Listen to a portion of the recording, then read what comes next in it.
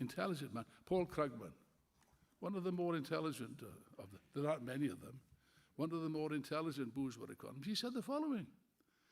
He said, if you look at the situation, he said, the fact is that for the last 3 decades, macroeconomic theory has been, and I quote, right, in the best case, spectacularly useless, and in the worst case, positively harmful. Paul Krugman, you can check up the quote yourself. It's there. And it's useless. You find no it's useless searching the bourgeois journals to find any explanation as to what the form of phenomenon that we are dealing with.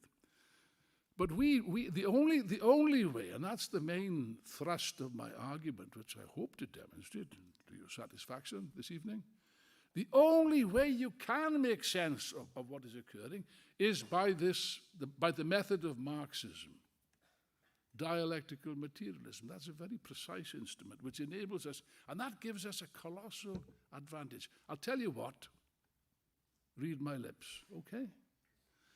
It's only this which separates us from the rest of the labor movement and the rest of society. Only this, nothing else, okay? It's only this that gives us the right to exist as a separate tendency in the labor movement. That is the superiority of the Marxist analysis and Marxist ideas. We'll deal with that a little bit more later on. Now, if you look at the bourgeois, it's quite interesting. I mean, I could spend all evening quoting, you'd find it quite amusing. I don't have the time or the inclination. It often occurs to me, you know what? We are the only optimistic people in society. It's a fact. Everyone is plunged in the deepest pessimism, starting with the bourgeoisie themselves, who've lost faith, as a matter of fact. They've lost all confidence in the future of their own system. You read their press, the serious press I'm referring to, like the Financial Times. You know, it's full of the most pessimistic appraisals you can imagine. Many quotes, but I haven't got time. Perhaps 1 or 2 later on. But there's one thing which did attract my attention. There is one bourgeois economist, which at least I find interesting, shall we say, interesting. He is a rather, shall we say, extravagant personality by the name of Nouriel Roubini. Have you heard of him? He's a professor of economics in America. He's a well-known economist. The other economists hate his guts. They call him Dr. Doom, only for one reason, that he alone was capable of predicting the crisis of 2008. The others did not. They predicted precisely nothing. They never forgave him for that. It put their nose out of joint, you know. And he constantly annoys them because he tells the truth, insofar as a bourgeois economist is able to tell the truth. And he's just produced a new book. I've not read it yet. I might get hold of a copy. Someone will buy it for me. It's published in America recently, this is, and it's called, the title is very interesting, for a start, Mega Threats. Mega Threats, 2 dots, the 10 trends that imperil our future and how to survive them. He's very good on the first part, not quite so hot on the second part, but we'll come to that, as he's honest enough to admit. We'll deal with that later. Now, I can't deal with this book in detail. It won't help his reputation with his fellow economists very much, I can say that. But I say, at the end of it, I won't list all the mega threats. I mean, you can buy the book, you'll find out. They're clear enough. And then he asks, what can be done? What can be done to avert? What he's predicting is the mother of all debt-propelled crises. That's what he's predicting. He says absolutely inevitable, given the present situation. What can be done to counter the mega threats? Answer, not much. Not much. And he concludes, I can't resist quoting this, he concludes with a suitably dark warning to the bourgeoisie. Expect many dark days, my friends. This is Roubini speaking, not Alan Woods. This is Roubini. And that happens to be correct. I haven't got time to go into it in detail, but there we are. But you see, it isn't just Robini that says this. If you look, you don't just open, look, try an experiment tomorrow morning. Just open the FT, the Financial Times. Look anywhere you like. You will see a plethora of the most pessimistic, the most dismal predictions. In July, for example, not long ago, the IMF in its report warned the world is in a volatile period, well, that we know, a volatile period. Economic, geopolitical, and ecological changes all impact the global outlook. That's the IMF speaking. And here's an even more interesting man, by a man by the name of Larry Summers. You may or may not have heard of him. He's an American economist and a former United Secretary of the Treasury who was quoted on the 6th of October, that's a couple of weeks ago, isn't it? He was quoted saying the following. This is interesting. What I said earlier about being different turning points and so on. He says the following. I can remember previous moments of equal or even greater gravity for the world economy. There you are. Equal or even greater gravity for the world. But I cannot remember moments when there were as many separate aspects and as many cross currents as there are right now. And he goes on to explain what he's talking about. Look what is going on, this is Summers speaking. Look what is going on in the world. A very significant inflation issue across much of the world, and certainly much of the developed world, a significant monetary tightening underway, this rising interest rates and so on, a huge energy shock, you know all about that, a huge energy shock, where are we? Especially in the European economy, which is both a real shock, obviously, and an inflation shock. Growing concern about Chinese policy making and Chinese economic performance, China's slowing down rapidly, and indeed also concerns about its intention towards Taiwan. We'll speak about that later. And then, of course, the ongoing war in Ukraine. Add all that up, and yes, you get a very, very serious position. As the Financial Times, again, in an article which is headlined, IMF forecasts very painful outlook for global economy, published on October the 11th, which says, as the global economy is headed for stormy waters, financial turmoil may well erupt.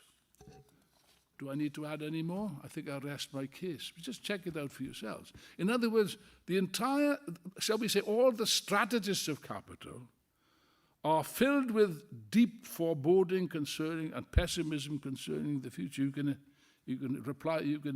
repeat these examples at will, but I think I've shown the point. But even more significant than what the bourgeois economists, what the strategists of capital are saying, is what's actually happening on the markets. After all, this is the market economy, isn't it? Which is supposed to regulate everything, isn't it? You see now, what you see now is extreme volatility in the markets. That's not an accident. Because what this shows, what the markets don't show you what's happening in the real economy. It's another world.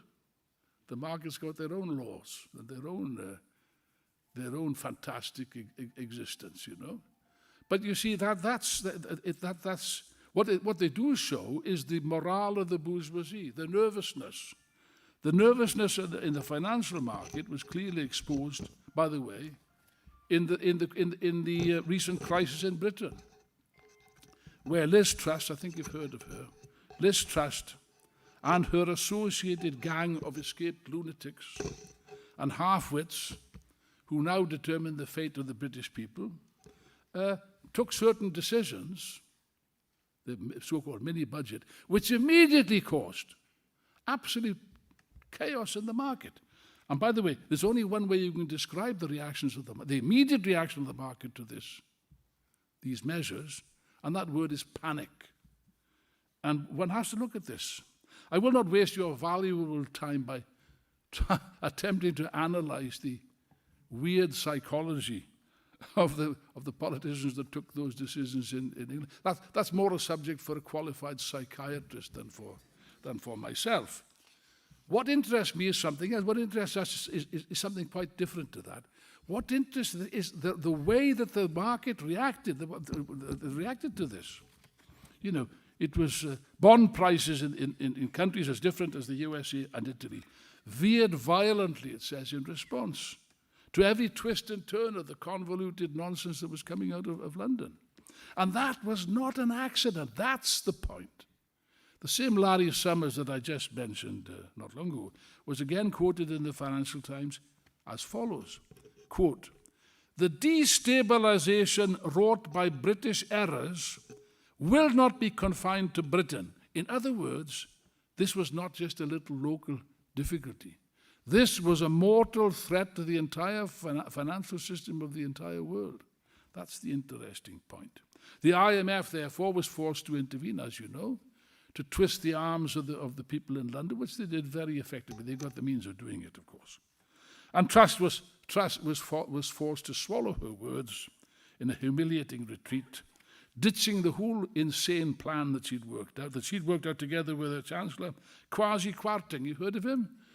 You had, yes, I mean, just as well somebody's heard of him. He's gone now anyway.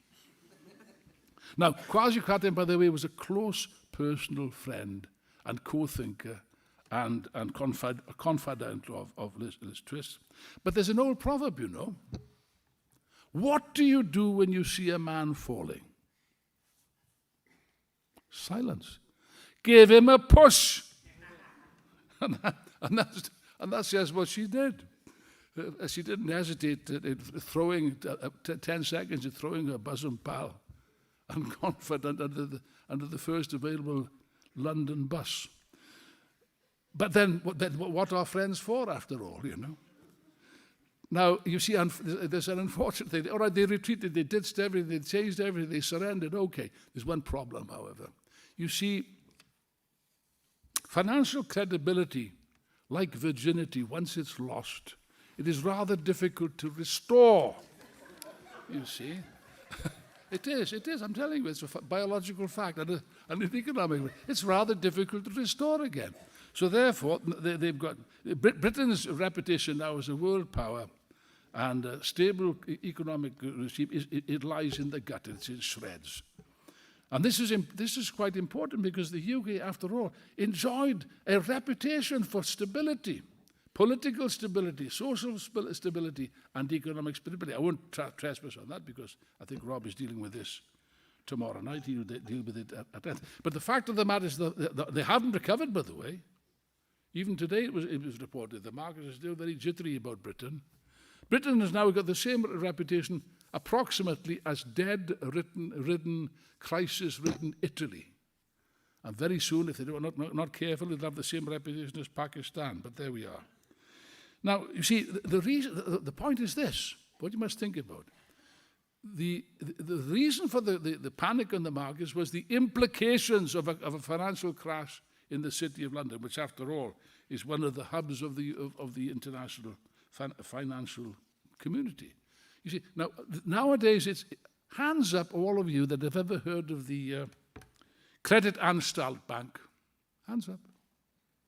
1, 2, 3, 4. Not many. I thought so, because nowadays it's rather forgotten that the Great Depression of the 1930s was actually sparked off by the collapse of a bank in Vienna known as the Creditanstalt Bank. I think it was in May 1931, which immediately caused a domino effect all over Europe, bringing down the whole system and caused that provoked in turn the downward spiral between 1931 and 1933, the Great Depression, and so on. But history can and does repeat itself. We know the nonsense. Oh yeah, can't be repeated. We've learnt our lesson. Yes, we've all. It reminds me of, I've known certain comrades, good friends of mine, they go to a party, they have a great time, they have a drink, they feel fine, they have another drink, feel even better. They have several more drinks and they feel wonderful. Then the next morning, they wake up with their head in their hands. And what do they say? Never again, never again. I've learnt my lesson, never again. Yeah, the same thing happens every time there's a crisis with the capitalists, you know. We've learnt our lesson. We learnt the lesson of history. Yes, until the next crisis, you've learnt your lesson.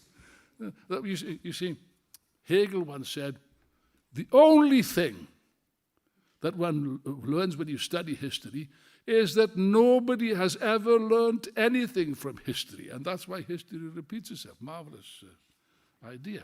Now, the present crisis, I can't deal with it in any detail, but it's obvious. This crisis is somewhat different to the last crisis. That was a crisis of debt. This is a crisis in which debt still exists, colossal. Ask Liz Truss about that. Colossal, unmanageable debts are combined with high and rising inflation. Now, that's the point. Because this inflation, my friends, was not supposed to happen. They learned the lesson, you see. There wasn't going to be any, and there wasn't inflation for a while. They couldn't believe their luck. They couldn't believe their luck. The economy is going forward, there's full employment and so on, but prices are not rising. Adam Booth wrote an interesting article in the Theoretical Journal about that. And the conclusion of these imbeciles, these bourgeois economists drew, they're complete clowns, is that inflation, the beast of inflation had been defeated, and there wasn't going to be any inflation, and there wasn't going to, therefore, no interest rises. This would go on forever and ever. Amen. Oh, did it? No, on the contrary. Beneath the surface, there were reasons, Adam explained it. There were reasons, specific reasons why inflation temporarily was kept down, didn't disappear. It was held under the surface. They distorted the markets, actually. By state intervention, they distorted the markets. They held it down. But the underlying inflationary pressures were still there. They hadn't disappeared. They hadn't gone anywhere. And now, of course, they burst, as inevitably would happen at a certain point. They burst to the surface and causing colossal crisis, provoking disruption in the supply chains, destroying investment plans, eroding savings, collapsing living standards, and causing general chaos, which must be dealt with somehow. Now, the IMF and the World Bank are demanding measures to deal with inflation. So they say. I don't think these measures will work anyway, but they're demanding increased interest and so on. This will cause a recession. Factory closures, bankruptcies, mass unemployment, steeply falling living standards. That's the perspective. They'll bring it on themselves by increasing interest rates, which is what they're doing. In fact, the World Bank and the IMF are complaining that these measures are not sufficient. They need more austerity, more cuts. And this is the way. That's why Robini says correctly, the world, to quote Trotsky's expression, is tobogganing to disaster with its eyes closed towards the mother of all debt crises, so he says. And that's correct. Now, there are a number of, it is very difficult to know exactly the timing of events. You can't do that. That's asking too much of perspectives. For that, you need a crystal ball, which, as the Economist says, we don't yet possess. We're trying to get one, second-hand markets, but haven't come up with them so far. You know, you can't be precise. Perspectives, let's be clear about it. Perspectives is not a finished plan as to what is going to happen in the future. That's not what it is. It's a working hypothesis. That's all. Nothing magical about it. It's a working hypothesis which you try to work out things as best you can on the basis of the information you possess. Now, it doesn't always work out as you imagine. Therefore, you've got to adjust it, change it, alter it, perhaps scrap it altogether and start again. So what? So what? It depends. But it is necessary to have some kind of a perspective, some kind of idea as to where we are heading. And there are a number of things we can say with absolute certainty. In particularly, the impact. That's what interests. I'm not interested in theological discussions about the ins and outs of the economy. We'll leave that to the stupid economists in LSD or whatever it is. But there are certain things that we are interested in. And that's what effect does all this colossal, unparalleled instability have on consciousness? And by God, it has an effect. It is having an effect. I repeat what I said. When people are talking about these things in the bus stops, it's not a trivial matter. When people are taking interest in politics, that's not a trivial matter.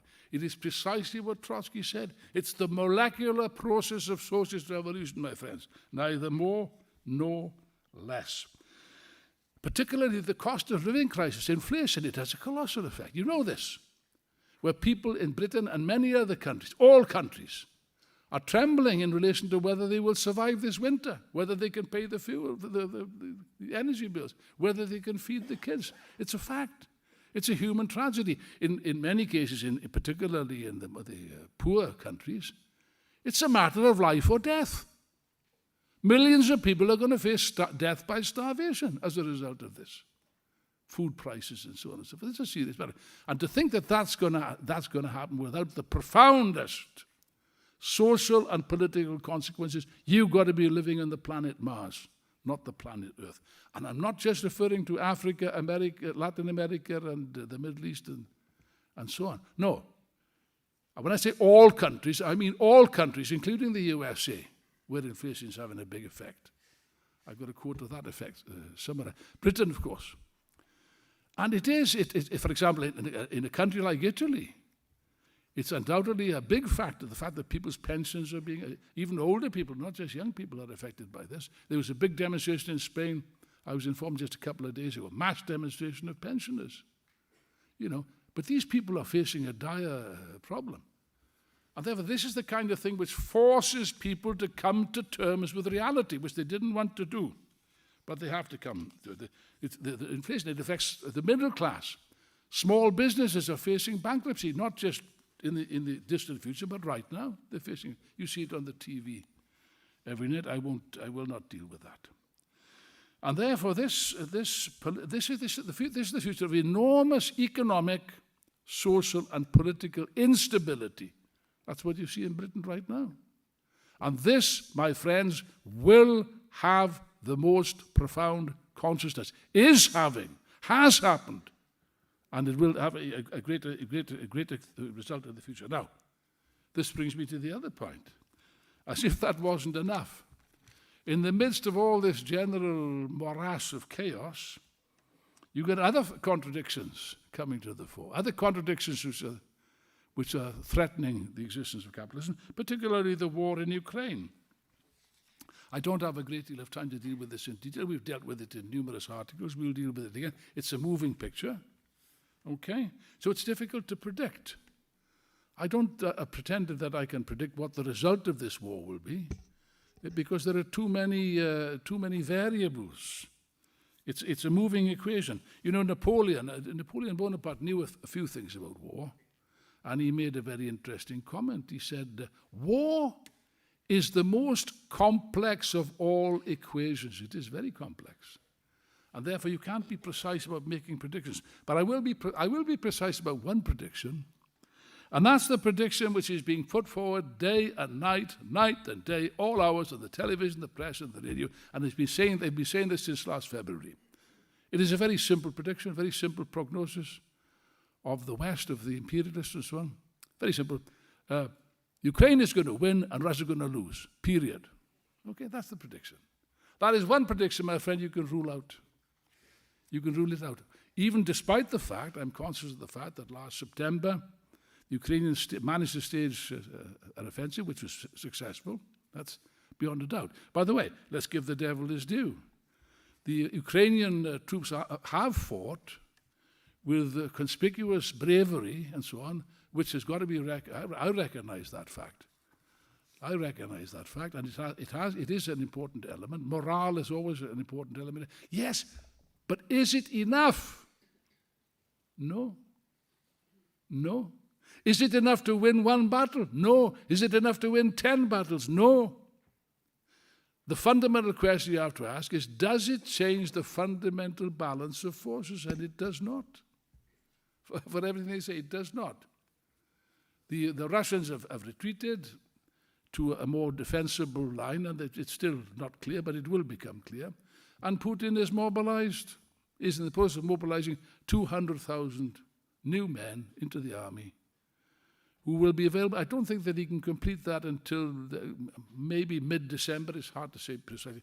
But you better believe it, the presence of 200,000 new troops on the ground is bound to make a considerable difference.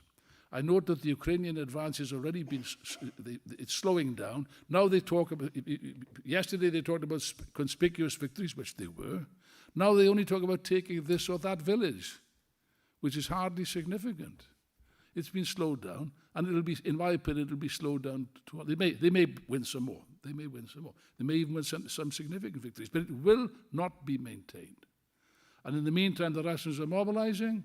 In the meantime, they're bombing infrastructure, which they didn't do to date, by the way. They've not done.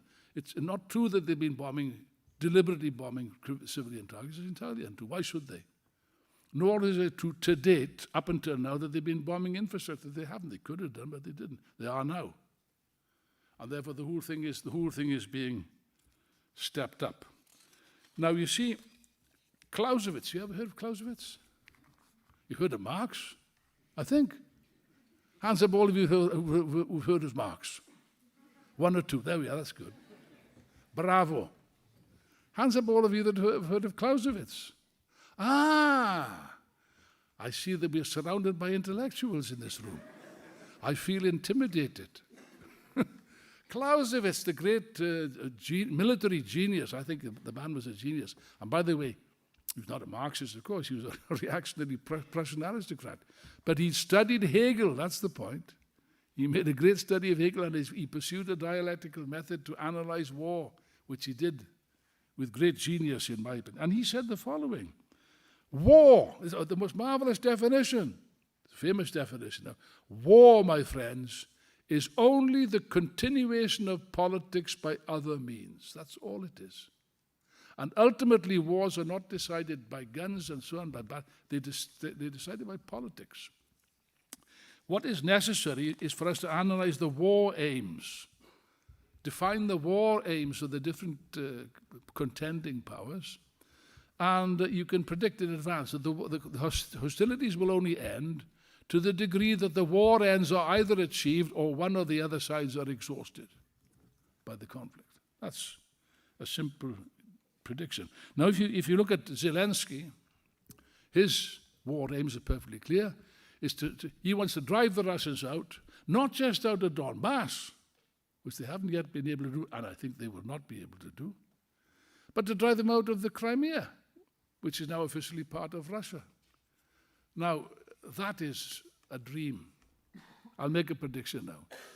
Crimea will never go back to the Ukraine this side of the Socialist Revolution. That's evident. That's evident. But you see, the views his views are shared, of course, by the hawks. There are differences of opinion. They try to present a united front. There is no united front, in fact. There's the hawks, like Poland and the Baltic states. They got their own agenda, and they're all in favor of an outright Ukrainian victory. The Russians must be defeated. They keep on repeating this. There must be no deal until the Russians are defeated. And of course, the certified lunatics recently escaped from a lunatic asylum that are present in number 10 Downing Street, you know. The chauvinist imbeciles, the Brexiteer, they are lunatics, by the way. First time in my life. I mean, I've been under all kinds of governments, good ones, bad ones, well, not so bad, not so good, more or less intelligent, more or less stupid. First time in my life I've been governed by a government of lunatics, certifiable lunatics. But there we are. I'm not joking. You think I'm joking? I'm not. Look at Rees-Mogg. Jesus Christ, he should be locked up in a padded cell. The other day he was physically bullying MPs into the... I'm taking Rob's remarks, so I better change the subject quick. These and their scenario is even better. They want not just that Russia should be defeated, it should be driven back to beyond the Russian frontier, and Putin must be overthrown, and if possible, the Russian Federation should be broken up into its constituent parts. Wonderful. Bravo. Yes, you and whose army? What are you talking about? These people are living in a dream world, for goodness gracious sake. I mean, it's an insult to the intelligence. And by the way, it's based, all this war is really two wars. There's a war on the battlefield, and there's the information war. I've never seen anything like it in my life. The amount of lies and propaganda and distortions and stupidities that they say, it defies belief. For a start, hang on to your seats. Don't get excited. I'll tell you something you don't know. Putin is in no danger of being overthrown whatsoever. As a matter of fact, his support, indicated by the polls, you can say that they were rigged, maybe to some extent, but not that extent, has risen considerably. There is support for the war in Russia. It wouldn't necessarily be enthusiastic support, but there is mass support. Why? Because the Russian people don't like NATO, don't like American imperialism. They hate them, as a matter of fact, and they're prepared to fight if necessary, to deal with them. By the way, this is not a war between Russia and the Ukraine. This is a proxy war between Russia and the West, between Russia and American imperialism in particular. And American imperialism will decide. Zelensky will decide that. Zelensky decides nothing. Nothing. It's the Americans that decide everything. They supply the arms, the money, the guns. They keep the whole thing going. But what are the war aims of America? That's the point. Not the same as Zelensky. Not the same as Liz Truss and the Brits and the Polish idiots. No. They're not that stupid. They're pretty stupid, but they're not that stupid. No. The aim is to exhaust Russia, prolong the war as much as possible, to exhaust Russia militarily, undermine it militarily, financially and economically, ruin the Russian economy by sanctions and so on. That's the aim. To bleed it dry. That's the idea. And if this means prolonging the war, and many Ukrainian innocent people, I feel sorry for the poor Ukrainians. They don't know. They're the pawns of American imperialism. If it means that a lot of people are going to die, so what? So what? It's all in the good cause, isn't it? To undermine Russia, this terrible Russia, terrible Putin, That's the idea that they have. Now, of course, there's limits to how far this is going to continue. Definite limits. They say the argument now is that the Russians rather, are running out of weapons. Not true. Russia's not running out of weapons or ammunition. They've just shown this recently. They might be running out of the high, what they call it, the very accurate missiles, modern missiles. They run short of them. But they don't need those to conduct the war as it is. And therefore this terrible bloody war is going to continue until something happens. But I predict now as night follows day, at some stage Zelensky is going to receive a phone call. I'll predict this now. He'll receive a phone call from Washington saying, look, Mr. Zelensky, very sorry. Time is up. Credit is up. Do you know how much these arms have cost the United States so far? $18 billion.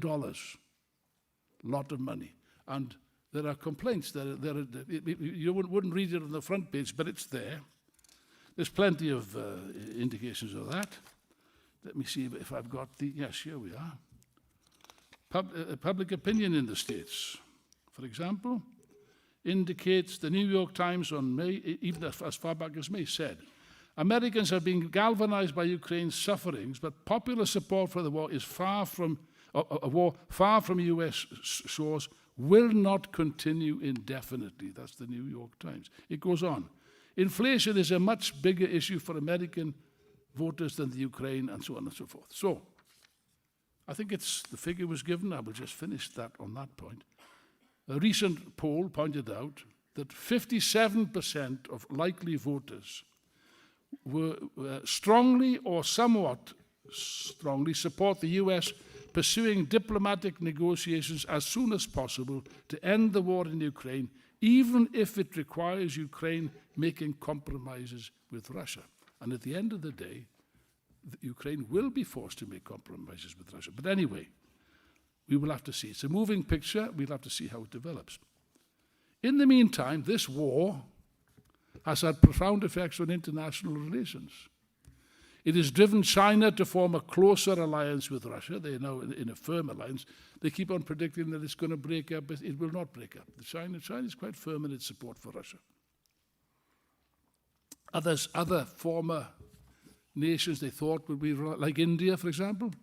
India's got very good relations with Russia because they get cheap oil, which has considerably annoyed the Americans. And the Americans protest, and the Indians say, yes, very sorry, but we need the oil, kind of thing. Even Saudi Arabia, which was obviously a solid ally of the US, recently reached a deal with Putin. The Americans were putting pressure on the Saudis to increase the production of oil in order to bring the price of oil down. They refused. Instead of that, they cut oil production in order to force the price up, which considerably annoyed the Americans, but to no effect, and so on, and so on. And therefore, we are seeing like a kind of shift. What's the word they use in geology? What are these? Yes, a shift of the tectonic plates. This is bringing about a realignment on an international scale, which also will introduce new instability. Now, I think I've said enough about the objective side. What are the implications for us? What are the revolutionary implications? Because there are profound revolutionary implications. And we've got plenty of evidence of this. For example, in Sri Lanka. That's very interesting. If you want to see what a revolution looks like, of course you can read Trotsky's History of the Russian Revolution, a marvelous book. Take a close look at Sri Lanka. And the interesting thing is that this popular uprising, not long ago, came from nowhere. That's the main point, the first point to make. Like a thunderbolt from a clear blue sky. Nobody was expecting this. I wasn't expecting that, to be honest. But the conditions were so bad, so intolerable. There always reaches a point where the masses say, that's enough, no more. Not prepared to put up with this anymore. It's ended. And by God, they were, although facing ferocious repression, because this was, in effect, it was a dictatorship, a ferocious regime. People were killed, and so on. Didn't make any difference. And that's the danger point for any reactionary regime, when the masses lose their fear. You see, how often have you heard these miserable reformist imbeciles, you know? Oh, you can't have a revolution because, look, they've got the state and the army and the police and they got all the weapons, they got all the guns, and we got no guns. How can you talk about a revolution like in Russia? Really? Did the people in Sri Lanka have guns? They didn't. Did the French people in 1789 have guns? No, they took it off the Bastille. They raided the Bastille with their bare hands, they tore it down, and they took the weapons. You know, the masses have never got the weapons. You use that stupid argument, and there would never have been a single revolution in history, but there have been many revolutions in history, as we know. And look at Sri Lanka. You know, without a party, without a leadership, without a clear program, with no arms, they stormed the presidential palace and they took it. They overwhelmed the police and the army, and they took it. Sections of the police and army came over to them. Army officers, a colonel, I remember, was driving around in an army vehicle, and they were waving revolutionary slogans and so on and so forth. Now, what does this show? What does this show us? What does it prove? It proves only one thing. If you leave this meeting tonight and you don't remember anything of what I've said, I will not be offended, but don't go away forgetting one thing about Sri Lanka. What does it prove? I'll tell you. It proves, my friends and comrades, that there is a power in society that is stronger than any army, any police force, or any state. And that power is the power of the masses, once they're mobilized and on the move to take power into their own hands. Yes. And that was shown. That was shown.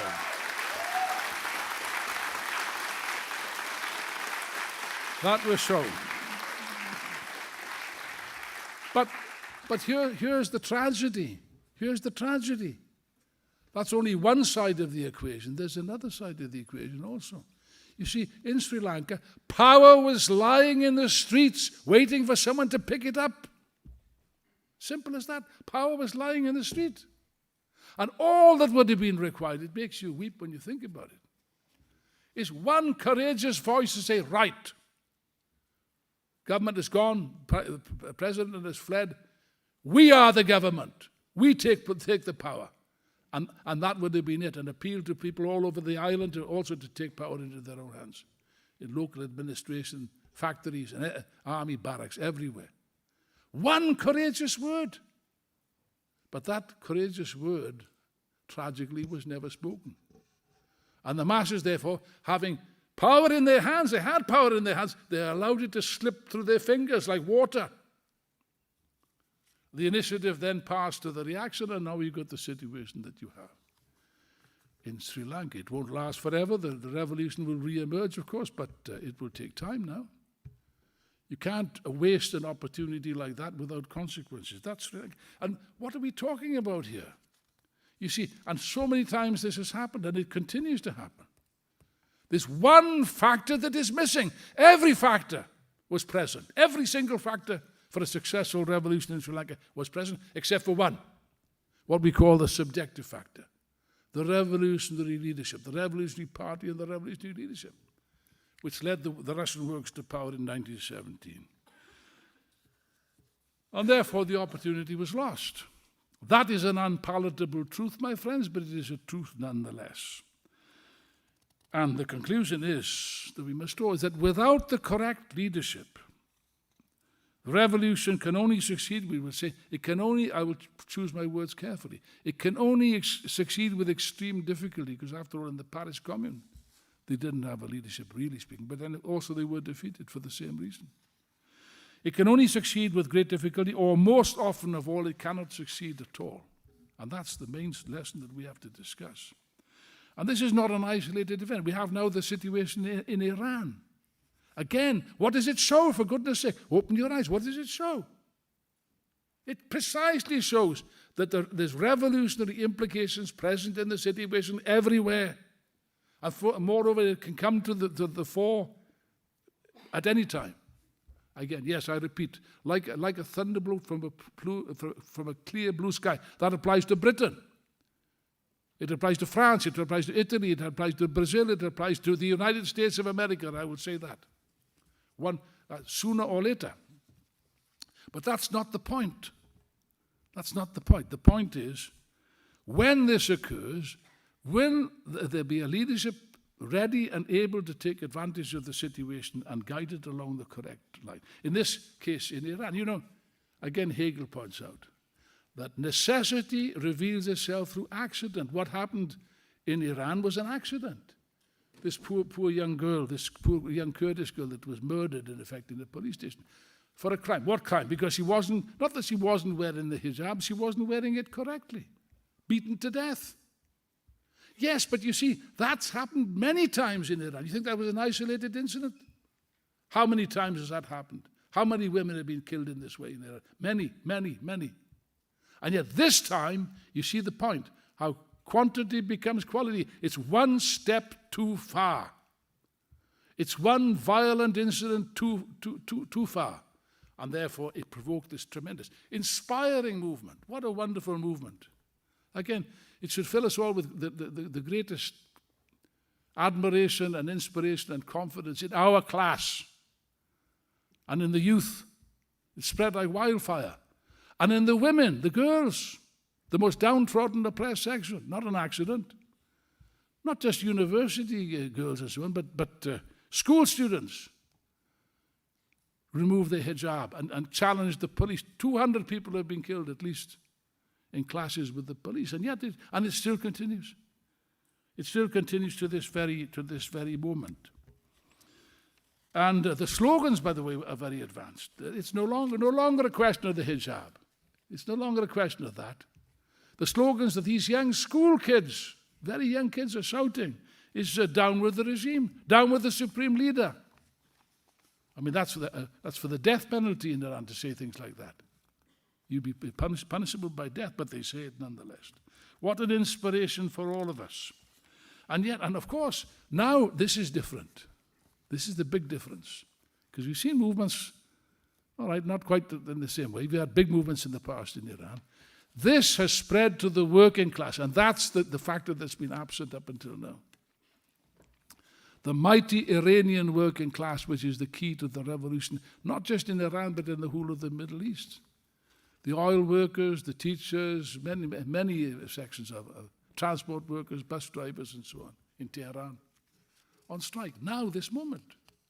Even the official oil workers' union, which has always been kept aloof, is being drawn into the struggle.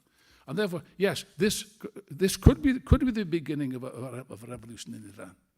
It reminds me very forcibly of the situation just before the revolution in 1979. You had a similar situation existing. Will it go that far? I don't know. Can't tell. One thing you can say, it can't go on like this indefinitely. There's a limit to how far the masses can be on the streets, tackling the state, getting killed and beaten up and so on, without the result, you know. And therefore we have to see what will happen. But again, the question, we come back to the same question, which is really the central question that we should be discussing this weekend. That's this vital question of the subjective factor. Now, in 1938, Leon Trotsky made a statement. He said that in the last analysis, the crisis of humanity can be reduced to one thing, and that's the crisis of leadership of the working class. And that's true. It was true then. It's even more true today. And just look at the situation. Look at the situation. You see, the subjective factor is just as important in the class struggle as it is in war. There are many parallels, actually, between revolution, which is a kind of war, and war between the nations. Many parallels. Now, here's a quite interesting point.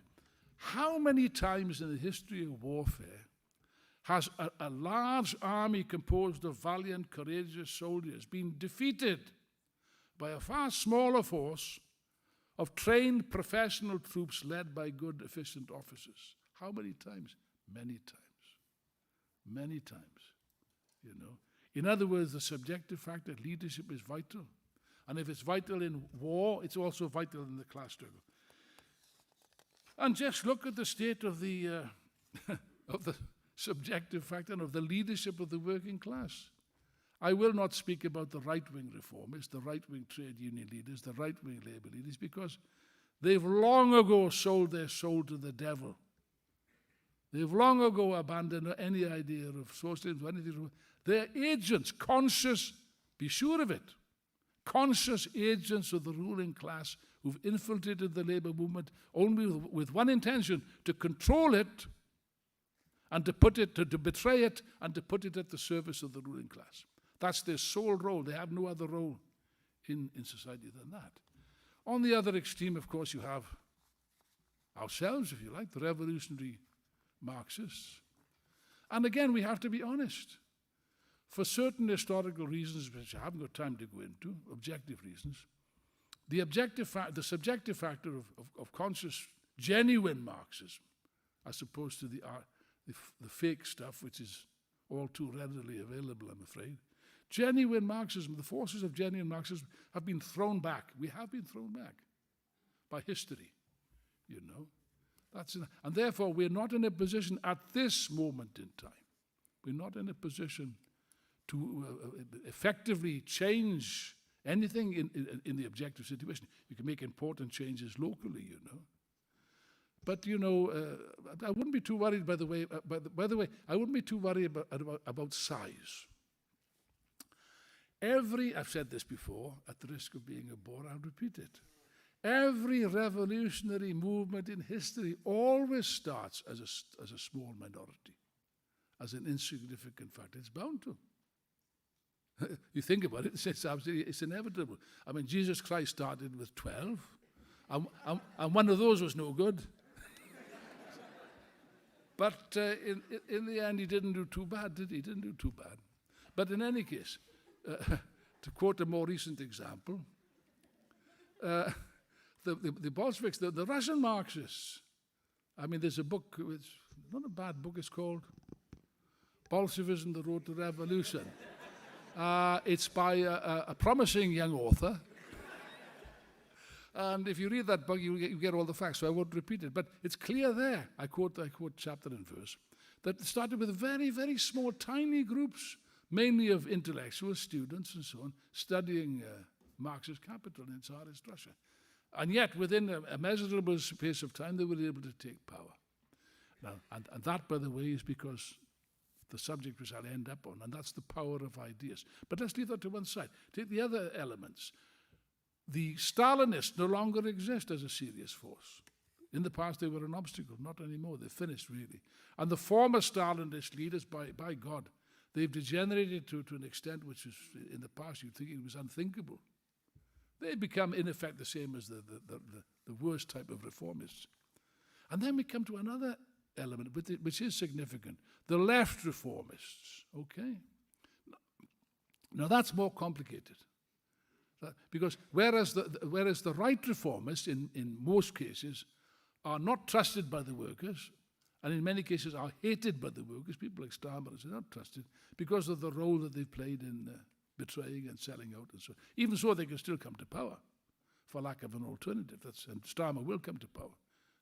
The workers will have to go through that experience in order to learn, again, the realities of right reformism. But the left reformists, they're a bit different, you know. They talk left. Sometimes they can talk very left. You'd be surprised in the future how left they can talk.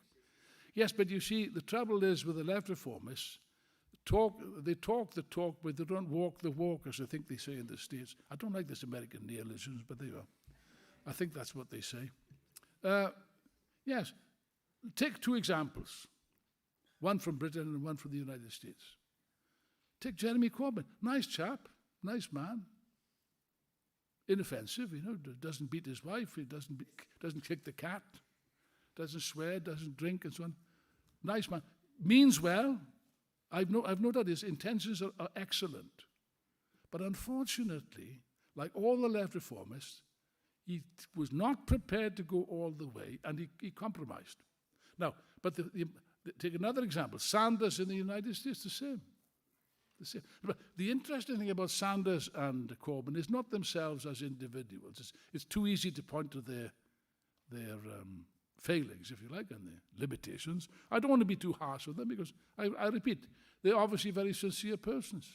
But a sincere reformist is very often more dangerous than an insincere one. But never, leave that to one side. The real significance of both Sanders and Corbyn is this. Immediately, they just made a few left-sounding radical phrases. Immediately, there was an explosion of support. Hundreds of thousands of people, millions in the case of Corbyn, were awakened to political life. Why? Not because of Corbyn being particularly clever or able. Not that. No, these people were looking for something. They were looking for a point of reference. And that's the same thing with Sanders in the States. That's the point. Don't doubt it. Beneath the surface of apparent apathy, indifference, and so on and so forth, there's a seething anger in society, a seething discontent, right? Above all, there's a seething frustration because they don't find any point of reference. In Britain, for example, people despair. Look at this terrible position. We need to do something. Even the Tories, I think 40% of Tory voters say they're in favour of nationalising the utilities. The mood is there. Is anyone expressing this? Nobody's expressing it. But Corbyn, in a way, did express it. And Sanders expressed it. But in the final analysis, they preferred unity with the right wing and with the party officials, the party machine, rather than with their own base. Therefore, sad to say, it wasn't deliberate, but sad to say, they betrayed the dreams, if you like, of their followers. And now those movements have collapsed. There's nothing left. Same could be said of Syriza in Greece, of Tsipras rather, and of Podemos in Spain, the same thing. And therefore, this is the problem. Now, left reformism will emerge again. It will emerge again. There's not way, because there's nothing else, because we're too weak, basically. We're too weak. And therefore, ultimately, we will have to enter into agreements with them. Of course, we'll support them against the right. Be sure of it. We'll always support the left against the right wing, of course. We can enter into agreements and united fronts and so on and so forth. But we must do so critically. As Lenin said, if you're in a united front, you keep one eye on the enemy who's in front of you and another eye on your ally who can betray you and desert you at any moment in time. So you have to do both things. But it's not the kind of stupid attacks of the ultra-left who insult people like Corbyn. Don't do that. Don't do that. Don't do that. In a friendly way, in a comradely way, in a positive way, we put forward our ideas, to use Lenin's expression that he put forward in 1917. Patiently explain.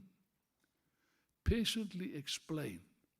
That's all you need to do, because time now is on our side. Now we've got to finish because I've run out of time. I mean, you can't see this, but the chairman is kicking me under the table, but there we are. I will take it up with him later. But he's not really. But anyway, I've run out of time, unfortunately. But you see, one thing that you must understand.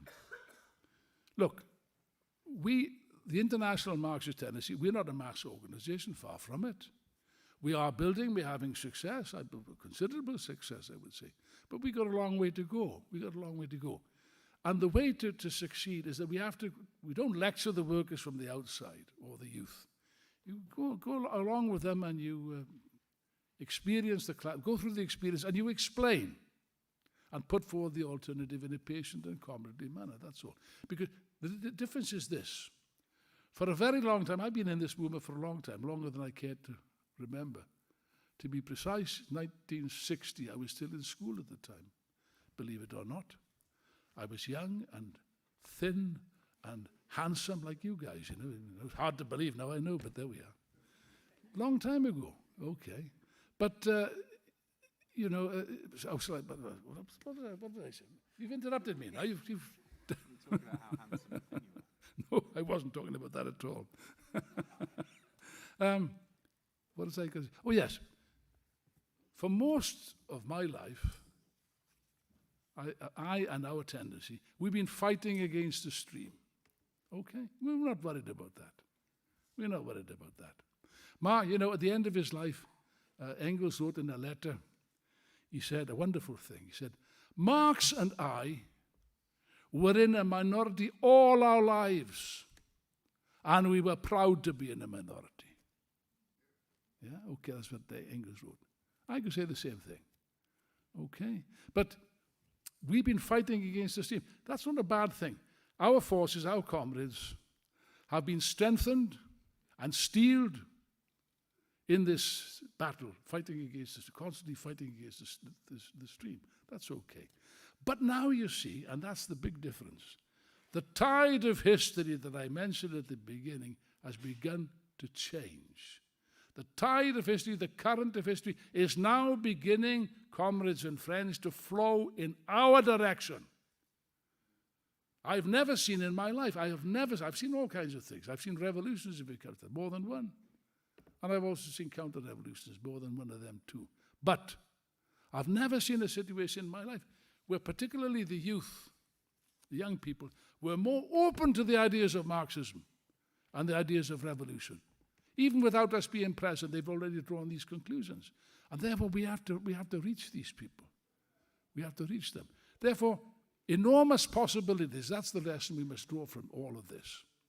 The bourgeois is pessimistic, let them be pessimistic, you know. And the left reformists, oh my God. Oh my God. You know, I wonder why they don't commit suicide sometimes when listeners are, oh my God. It reminds me of a poem by Edward Lear. You know Edward Lear? How does it go? There was an old man of Cape... This is not a rude one, by the way. There was an old man of Cape Horn who wished that he'd never been born. So he sat on a chair till he died of despair, that dolorous old man of Cape Horn. There we are, there's left reformism for you. But anyway, we're the only optimistic ones, because we know, I can see that the road is open now for Marxism, comrades. It's open in a way that it never was before. The possibilities are in the sky is the limit. It depends on us. It only depends on one thing. It depends on you. No. Don't look at the person next to you. I saw that. Don't look at it. It depends on you. Individually, you must assume your responsibilities before history, if you like. And I'll promise you one day. What I won't promise you is an easy life and an easy time. If you were looking for an easy life and an easy time, my friends, you were born at the wrong time of history. You should have been born some other time. Oh, no. These are going to be hard times. Hard struggles, hard fights, many fights. Some victories, many defeats with these leaders. Be prepared for that too. Can't go crying because there's a defeat. We must bear defeats with the same cheerful equanimity that we bear victories. You know, that's not a soldier's attitude, because we are what?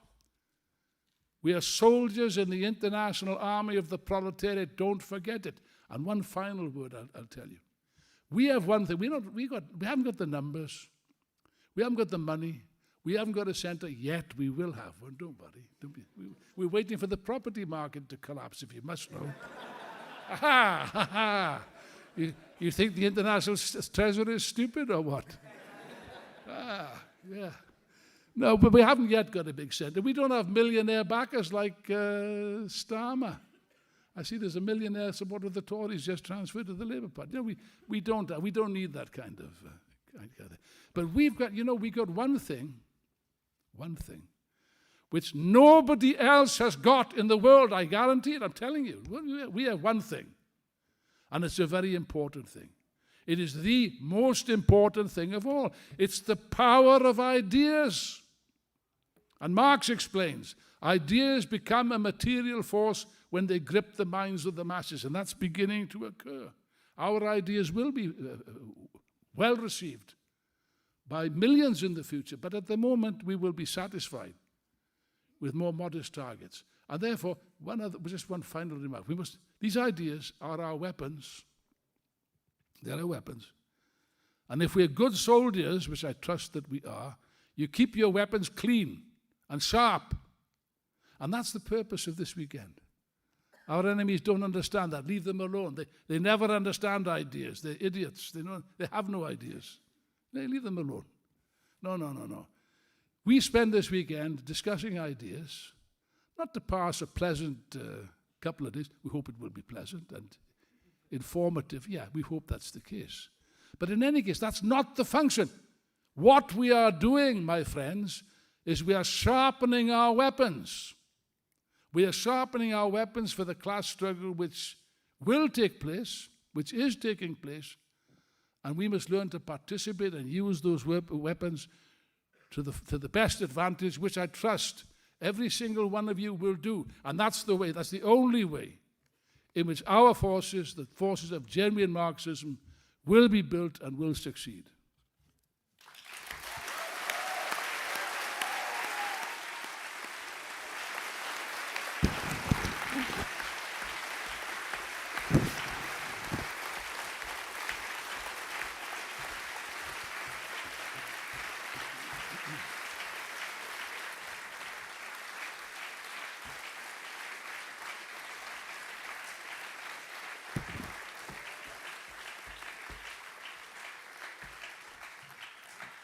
Okay, thank you very much, Alan. Thanks, comrades. We do have a little bit of time now, and so I'm going to bring in a couple of comrades to make some contributions. First up will be Daniel, and is he going to get a microphone from someone? Yeah, great.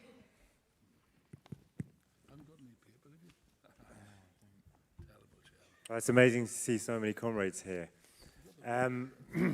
So, for decades, China has been rising relentlessly and growing its power as well. And throughout that time, the Chinese Communist Party has used that fact as a source of legitimacy. And basically what they say every time there's something like what's just happened in Britain is they draw attention to that and they say, you see, this is what you get when you have democracy. It's a mess. It's just, it doesn't deliver people what they actually want. And it creates economic chaos. Whereas what we have is decades of growth. Your lives are getting better year after year. And it's stable. You know what to expect. And that's because we can have a long-term view because, you know, we're not going to get kicked out by a general election. And that has been true basically without interruption for decades. And that idea and that justification has become deeply embedded in the system in China and in the psychology of the masses in China. So what is going to happen now that Chinese capitalism is in deep trouble? I think perhaps comrades don't realize quite how serious the economic crisis that is beginning to hit China is. And that's possibly because of the way that obviously it's a totalitarian regime. It's able to and it's also, there's a lot of state ownership of the economy still, and so it's able to sort of slow this process down somewhat. But the process is happening nevertheless. And it's not down to the lockdowns, although they are certainly not helping matters, that's for sure. The point is that the model for Chinese capitalism has run out of road, as happens to any capitalist economy. And as elsewhere, their model has been based increasingly on an ever bigger pile of debt, which they use to boost demand and to basically delay the crisis. Total national debt of the Chinese economy is now about 230% of GDP, growing every year at a rate of 5%. And the property industry's debt has reached 75% of Chinese GDP, which is about the same as of the US property sector in 2008. Obviously, we know what happened there. And the bubble is bursting, but basically in slow motion. Now, debt under capitalism is a kind of lubricant that is used to fuel growth and to allow capitalism to go beyond its limits for a time. And it's also a kind of thread that connects everything in the economy. And if you pull that thread, then the economy begins to unravel. And obviously, as we know, debt can't grow forever. And as it grows and grows, it begins to lose its effect, which has been happening in China year after year. It can mask the contradictions of the real economy for a time, but ultimately those contradictions are fundamental. And so sooner or later, the debts obviously can't be repaid. And so things turn into their opposites and you have a crisis. And that's what's been happening slowly, or relatively slowly over the last year in the property sector particularly, which is the driver really of the Chinese economy. And that, by the way, has also been the basis for the finances of local governments and all other kinds of investment that's been taking place over the last 14 years, really. And that's because of the way in which basically when the crisis in 2008 happened, China did actually go into crisis briefly. They got out of that by getting local governments to lead a fiscal stimulus. Basically, local governments lent out massive amounts of money to create particularly an infrastructure boom. And they got that money, the local governments, by selling land, the land that they owned, that peasants basically worked in the main. They sold that off, in many cases illegally, but nevertheless they sold it off for property construction. But that property construction is largely speculative, right? And the model itself has become increasingly speculative. These property companies, they actually, basically they're all in debt, up to their eyeballs in debt. They're all trying to build more stuff and sell it as quickly as possible. In fact, to pay off their debts, they have to sell the properties before they're actually finished. So the people buying the properties are, Chinese people, or in many cases themselves also speculators, who have, they have the property isn't there yet, but they're buying it because they want to get on the ladder. Like I said, many of these buyers are speculators. They're not actually the people that are going to live in the flats. They're buying up multiple flats once again before they're even built. And this is, basically they're in debt. The property companies are in debt. Everybody's essentially in debt, and they've been spinning these plates, and it's all been hinged upon the expectation that the property sector will continue going up in value all the time. But of course, now it isn't. It's crashing down. Millions of people are finding that the properties that they've bought are not actually going to get built. That's actually led to hundreds of thousands of people participating in a mortgage strike, refusing to pay their mortgages because they're not getting their properties, which is enormously significant in a country like China. Property developers now have missed payments on a record $31 billion in offshore dollar bonds up this year, up to August. Home sales have collapsed by 30%, which has driven many firms into bankruptcy. And of course, this all comes back to the local governments and their fueling of the infrastructure boom. Because, as I said, they based their infrastructure lending on selling land. But now these land sales have collapsed. Revenues from land sales over the last year are down by 28%. And they account for 40% of local government revenues, which, as I mentioned, is vital for their then in turn lending money out. And thousands of these stand on the brink of default, and these are, local governments. They're part of the state. It's thought that the total amount of debt that these local governments are sitting upon or responsible for is $7.8 trillion, which is half of Chinese GDP. And therefore, if this does collapse, which is highly likely, it will lead to a full-blown economic crisis throughout the economy. And this is of direct and immediate significance for the world economy. Of course, the boom I've mentioned, the infrastructure boom after 2008, really rescued the world economy from an all-out depression. That 28% of world GDP growth in the last 10 years has been from China. Clearly, that's not going to be possible for that to be repeated. Just as the world stands on the brink of a recession, so China, the engine of the world's growth, is also standing on the brink of its own crisis. Now, as I mentioned, this is what the Chinese regime bases itself on. So how will they react, and how will Chinese society react when this comes to an end, essentially, as it now is? As everyone knows, Xi Jinping has been concentrating more and more power in his hands. And many people were wondering why. What's the significance of that? This is why. They know what is coming, and they are getting ready for the crisis that is about to engulf Chinese society. They fear the Chinese masses, as they are right to.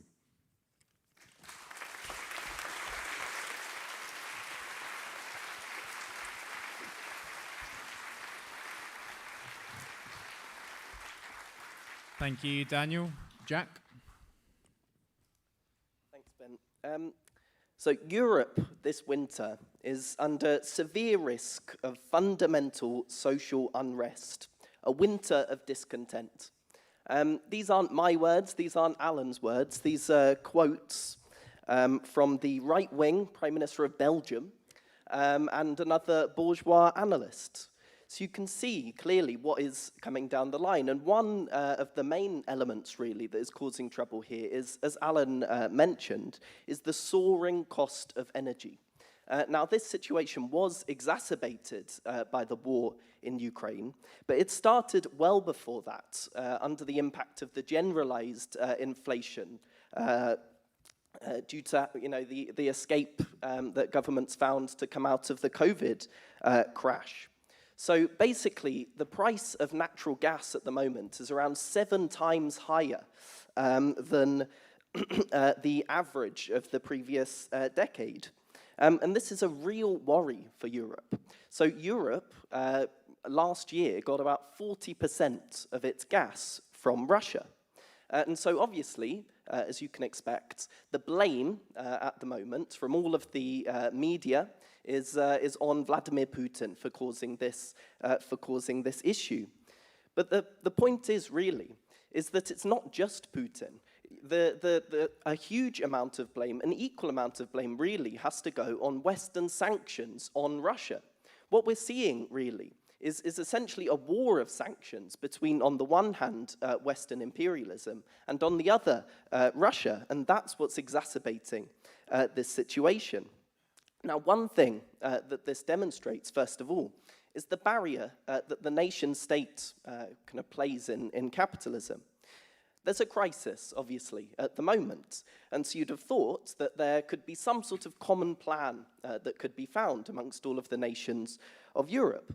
But as soon as any details are discussed, for example, on a cap on the price of gas, an EU-wide cap, well, you have disagreement. So, for example, there was an 11-hour summit that just about finished at 2 o'clock this morning, and the result of this summit, no agreements whatsoever.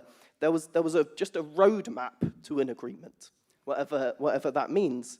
So, what was this 11-hour summit for, really? What we're seeing, basically, is that you have, on the one hand, richer countries, like Germany, for example, are very skeptical about introducing caps on gas, because they worry, well, then we're not actually going to be able to import any gas whatsoever. So what you have is that in a situation of crisis, basically, each government looks to the interests of its own ruling class first and foremost. And that's why you see these crises of European unity whenever there is a crisis. Now, in trying to deal with this whole crisis, there's obviously a lot of talk on trying to reduce the amount of consumption of gas. And this has happened. But the reason why there's been a kind of reduction in the amount of gas that has been consumed, or a large reason for that, the main reason, is that there's been a huge amount of production that has been stopped. So there was the biggest fall in production that we've seen since the impact of the coronavirus, since basically economies were completely locked down recently. And why was that, right? Well, so I saw a letter, there was a letter by 12 business groups representing various industries, from cement to steel, all sorts of things. And they wrote in this letter, they said, there was no business case to continue production in Europe. So it's pretty dreadful stuff, right, for European capitalism. Now, on top of this, if you can have a problem in one particular industry, but it's not ever going to be limited to that particular industry. Just as one example, so recently, up to 70% of Europe's fertilizer production was closed down completely because of the increase of gas prices. But it's not just bad, I mean, that's pretty bad in itself, right? But it's not just bad for that industry, because the lack of fertilizer then causes problems for other industries. One of these is there's now a shortage of CO2. And this in itself is causing massive trouble in the beverage industry. So if anyone's going to the pub after this meeting today, I mean, you better enjoy it, because many beverage companies themselves are having to curtail or completely stop production. So basically, what we're looking at the moment is the risk of de-industrialization in Europe and all of the ills that that would bring with it. But yeah, so without any kind of joint agreements seemingly being possible, European governments are looking to save the situation internally. So you've got countries like France and Germany, for example, who have nationalized energy producers. That in itself, I think, shows how little faith the capitalists actually have in their system. As soon as it goes into crisis, they don't let the market save things. They have to have the state rush in to save the day. Okay, there's a huge amount of money being thrown at the situation as well. There's totals about €500 billion has been thrown at the situation. But obviously, all of this in itself means more problems being created down the line, because there are more debts being piled up for all European governments. And this is all the more devastating in the situation that Alan laid out, with increasing global interest rates. And so this is a really desperate situation that these European governments find themselves in. And it's extremely desperate because they can see at the moment that they are sitting on a volcano. Annalena Baerbock, the German foreign minister, actually has talked about the danger of popular uprisings that we could see over this winter. Now, in general, people are quite conservative, I think. They just want to get on, live their lives, watch football, perhaps, as Alan may dislike. But anyway, they just want to get on with their lives. But when you are presented with this choice, right, between heating and eating, when that is so starkly presented in front of you, people are forced to engage in politics. And that is what we're seeing at the moment. And there have already been some very interesting movements. So in the Czech Republic, for example, relatively recently, there was a demonstration of up to 100,000 people, including, obviously, demands around the cost of living crisis. But one of the main slogans, actually, was in opposition to the Czech government's involvement in the Ukraine war. And this is just one warning of what is likely to come all over Europe. Because you have a situation of spiraling prices, shortages of energy, shortages of all basic goods that people rely on. And so the choice really is not just between heating and eating. Because there is a third choice that many people will choose, and well, not even choose, they'll be forced to, and that's fighting back. And so I think this perspective that Alan has laid out, that other comrades will talk about, I think that should fill us with an immense amount of confidence, because there's a complete social crisis out there. We are the ones with the ideas. And so there's never really been a better time to be a Marxist, I would say. But it should also fill us with an immense sense of responsibility, because we are falling way behind the wheel of history, as Alan put it. So I think we need to use this whole weekend to galvanize ourselves, go back to where we live, and build the forces of Marxism so that we can have a force that can meet these future movements that will pop up all over Europe and all over the world.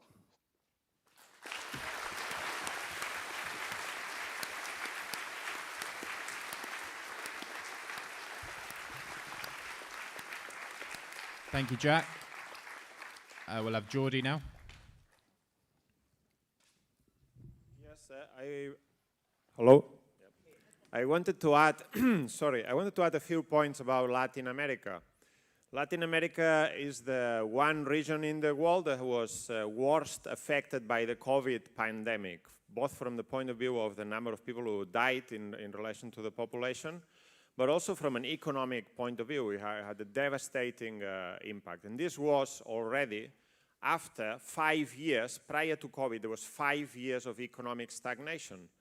And this is what explains why at the end of 2019, just before the COVID pandemic, there were a whole series of mass uprisings in different Latin American countries, starting in Puerto Rico, where people came out on a massive strike demonstrations and overthrew the governor. And this is in a place which is technically is a US colony. In Haiti, where there was a months-long mass mobilization of the people against the conditions of poverty that exist in that country, and against the government that's run from the United States and by criminal gangs.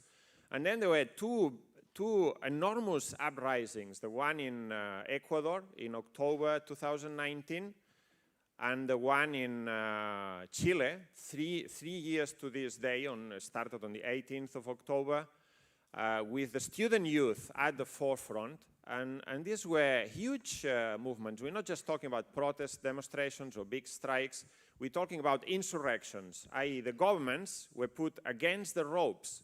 In the case of Ecuador, the government had to flee the capital, Quito, abandon the presidential palace, and the workers and peasants and the youth, they organized self-defense, an indigenous and popular guard in Ecuador, the Primera Línea, the front line in Chile, and they faced brutal repression. Dozens of people were killed in Ecuador, same in Chile. Brutal repression on the part of the forces of the police, the carabineros, and so on.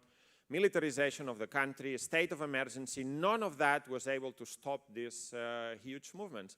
And you may ask, what were these movements about? Well, there were sparks for this movement in the case of these movements. In the case of Ecuador, it was the lifting of subsidies of fuel.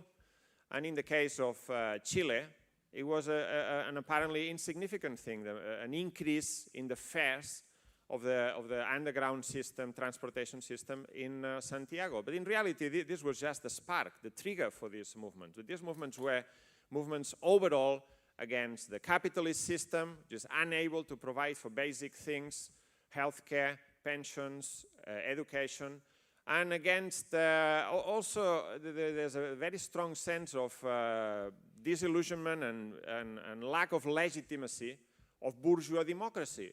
People have elected different governments and the policies don't change. People don't trust the politicians, they don't trust the judges. There's a general discrediting of all the different sectors of the capitalist state. And this is the meaning of these two big uprisings. Now, this process was cut across partially by the COVID pandemic. The COVID pandemic struck the beginning of 2020.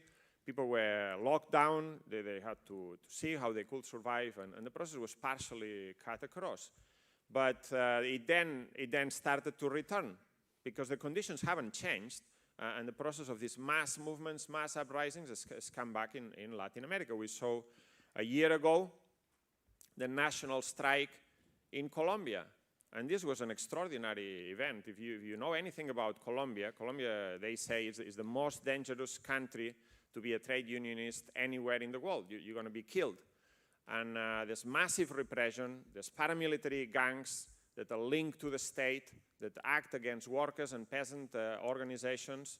And nevertheless, in this country, there was a mass movement. The unions called for a one-day strike on the 28th of April last year, and then the people stayed out without any leadership. The unions were saying, no, we're going to have an online May Day event. Go back to your homes because it's dangerous because of COVID, this, that. People stayed out on the streets for 2 months.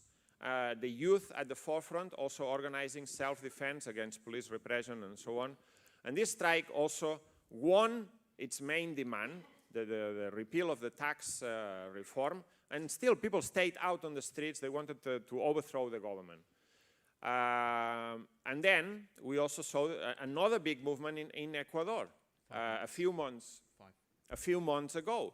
Another national strike that went on for a few weeks, and they put again the government against the ropes. And now we see another big movement in Haiti against the threat of military intervention by the United States and Canada. And this is the general situation. On the back of these movements, we have also seen the election of progressive or left governments in a number of countries. Andrés Manuel López Obrador in Mexico, Xiomara in Honduras, Castillo in Peru, Boric in Chile, the Fernández government in Argentina. And all these governments have one thing in common.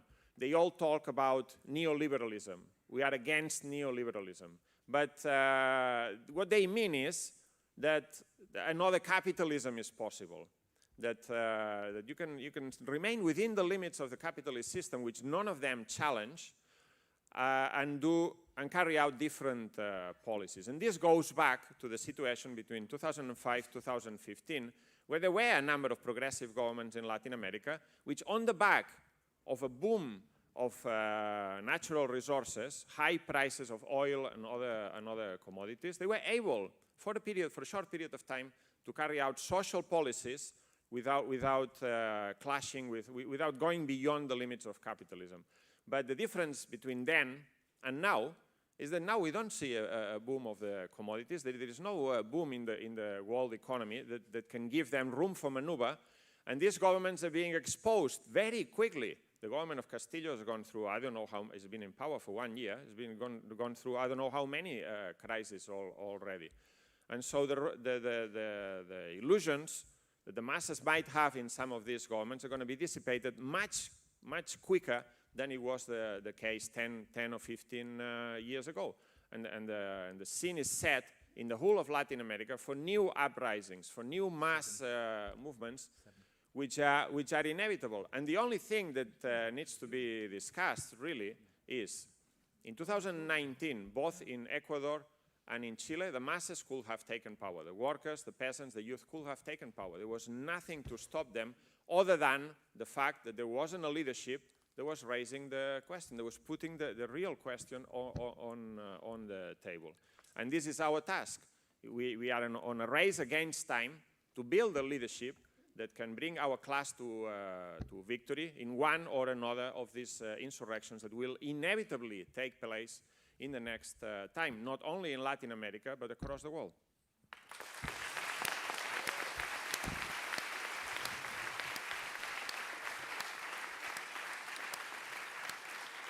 Thank you, Jordi. And now Adam. Well, comrades, this is really an amazing time to be holding this event. I don't think we could have picked a better weekend to be meeting, given all the truly spectacular events that are taking place in Britain right now.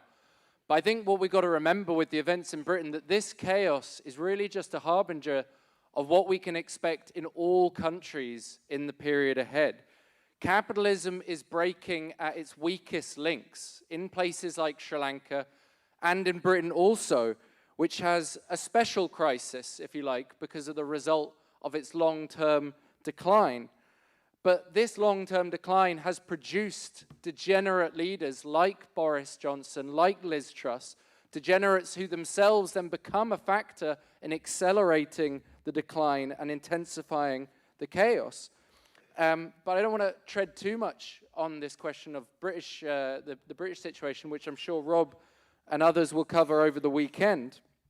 But the point is that these individuals like Boris and Truss, they are not solely responsible for the crisis, although their actions and their ideas clearly play a role.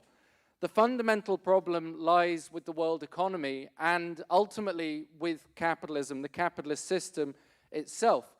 Alan talked about this inflation crisis. Again, there is a talk later in the weekend which will go more into depth about the real causes behind this. But in summary, it's the product of all the accumulated contradictions that have built up, particularly over the last 15 years since 2008. All the attempts by the ruling class to avoid and delay a crisis and to get out of each crisis have paved the way for where we are now. What you see really now is that in trying to restore equilibrium in one area on the question of prices and inflation, the ruling class is going to tip the whole world economy into a new world slump. And in fact, this is their stated aim. This is actively what they are consciously trying to do, in the sense of they want to bring up unemployment and bring down wages in order to bring down inflation. In other words, make the working class pay for this crisis, as with every crisis. That's why central banks are waging this aggressive war on inflation and hiking up interest rates. And it's very similar, actually, to a period not so long ago. In 1980, a man called Paul Volcker, who was head of the US Federal Reserve, undertook a very similar program to try and bring down the inflation that had racked the world economy, and particularly the US, in the 1970s. And many people are thinking that this will be a repeat of that episode, which saw a couple of years of sharp recession in the US. But Alan raised an important point, which is that history never repeats itself exactly. And there's very important differences today to the 1980s and to the 1970s even, that we should bear in mind, and we're already seeing these. Number one is the world economy today is far more integrated than it was then. In other words, what US does, it has much bigger ramifications across the world. And so the raising of interest rates sharply in the US is going to have a huge fallout across the world. Other central banks are forced to follow suit so that they don't import inflation from the US, which is already happening. And this, in turn, obviously increases borrowing costs for everyone across the whole world. And this raises another important difference. In the 80s, debts globally were at an all-time low. Today, debts are at an all-time record high. Worldwide debt stands around 360% of GDP. And this, as I said, is the product of all the crises that we've seen and all the measures they've taken to get out of every crisis. The bailing out of the banks in 2008, the bailing out of big business during the pandemic, now the bailing out of the energy companies with the war and the energy crisis. This means that interest rates today are going to have a far bigger effect when they're raised than they did in the 1980s. You're going to see all these zombie businesses that have accumulated going bankrupt, loads of indebted households, anyone with a mortgage suddenly finding their costs of living going up massively, and whole countries even being plunged into bankruptcy, as the Tories are now discovering. And this is why actually you're seeing in Britain, in the USA, in Europe, deep splits occurring in the ruling class, far deeper than we've seen before. You're seeing splits between the central banks and governments. You're seeing splits within the ruling parties. You're even seeing splits within schizophrenic individuals like Liz Truss, who can't decide what kind of program they want. Only she doesn't get to decide at all now. This all adds an extra layer of political instability, which feeds back onto the economic instability. Just as Trotsky explained in his speeches to the Comintern 100 years ago, where he pointed out that every attempt to restore economic equilibrium would destabilize the political and social situation. That's exactly what Truss's successor is also going to find out, no matter who they are, whether it's Boris or Sunak or Starmer. All of these will face the same situation. Finally, the other thing I want to say is the crisis today is far deeper. Unlike in the 1980s, where you had a period of upswing and markets expanding. You had globalization beginning to take place, markets across the world expanding. Now, instead of the accumulated kind of fat that you had that could be chopped, you had privatization able to take place, you had new markets that could be exploited. Today, we're coming out of 15 years of crisis and stagnation. Globalization's in retreat, markets are saturated, protectionism's on the rise. We've got another session on that this weekend. And we're seeing a new world slump on top of an existing devastating cost of living crisis, which we should say is not just a cost of living crisis, it is the latest chapter in this long-running crisis of capitalism. And the result is likely to be, therefore, the worst of all worlds from the capitalist point of view, stagflation, this rampant inflation and world recession at the same time. There is no way out on the basis of capitalism. And this raises, I would like to add and just finally finish on, this final important difference with the 1980s. The working class today is far stronger in Britain and internationally. There has never been a stronger, bigger working class. And therefore, the prospects for world revolution have never been greater, with a caveat that we have to fill that missing factor of the subjective factor, the revolutionary leadership. If we can build this and overcome that missing subjective factor, then the prospects for world revolution have never been greater, and that's our task, therefore.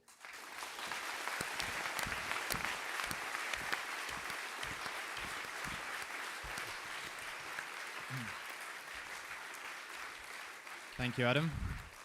And now, Lubna. Yeah, thank you, Ben. Yeah, I wanted to talk a little bit about the Iranian situation. And of course, Alan mentioned already that mass movements have erupted after the killing of the Kurdish woman by the morality police. Now, yeah, this was not an isolated incident. This has happened many times in the past. But as Alan mentioned, this is, of course, an accident expressing its necessity.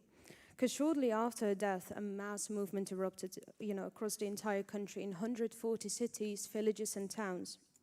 And rather than stomping out the movement, the regime's repression actually is whipping up broader layers into action. It provoked a real backlash and calls for even a general strike. Waves of strikes were taking place, which have started in the oil and petrochemical sector, indeed the heart of the Iranian economy, but among students and staff as well, where dozens of universities have been shut down, and a majority of more than 100 universities have also heeded the call for the nationwide student strike. The regime was very much caught by surprise. It did not expect, the speed of the radicalization of the movement, and resorted also in increased violent repression.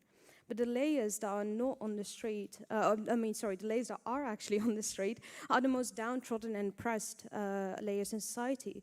It is indeed women who came to the fore, but also the Kurds and the Balochi and the youth, who are, of course, the most sensitive barometer, in society. And it truly reflects, the deeper anger that exists in society. But the regime is putting out the idea that this protest is like merely, ethnic secessionist movement, sponsored by Western imperialism. They point to the support of the monarchists and as the only sort of organized opposition, and the noisy campaign, of course, of the imperialists. In fact, they are the people themselves. They're actually not raising any pro-monarchy slogans amongst the masses. That doesn't exist. What they shout, as Alan mentioned, is a death to the dictator, be they Shah or supreme leader. And they are also raising the slogan of unity between the Kurds, the Persians, and the Balochi. The Kurds are also not raising any secessionist slogans, and they are not and they also insist on that. Basically, what they say is that the fight is the same fight as all Iranians. And a proof of this unity is that also the slogan of the movement, "Women, Life, and Freedom," is a Kurdish slogan that comes from originates from the PKK movement. And this slogan has also become very much the battle cry of the people on the streets. Their ultimate goal, as protesters say, is the overthrow of the Islamic Republic in favor of a secular and democratic system. It shows the effect of revolutions, that during revolutions, the working class reaches its highest point of unity between all oppressed layers in society, and why revolutions form also the best way to overcome all forms of oppression. Through uniting, striking, and literally fighting the regime, they gain a sense of power that truly develops consciousness on a higher level. And just to give another example, we see this too in Sri Lanka, where the Rajapaksa family had tried to use racist divisions to cement their rule, basically, between the Sinhala Buddhist majority, the Tamils, Muslims, and Christians. And it was basically the revolutionary movement where this division has basically come tumbling down. The masses insisted on their unity. And have very much rejected racism. And for the first time in decades, Sinhala and Tamil stood side by side in struggle.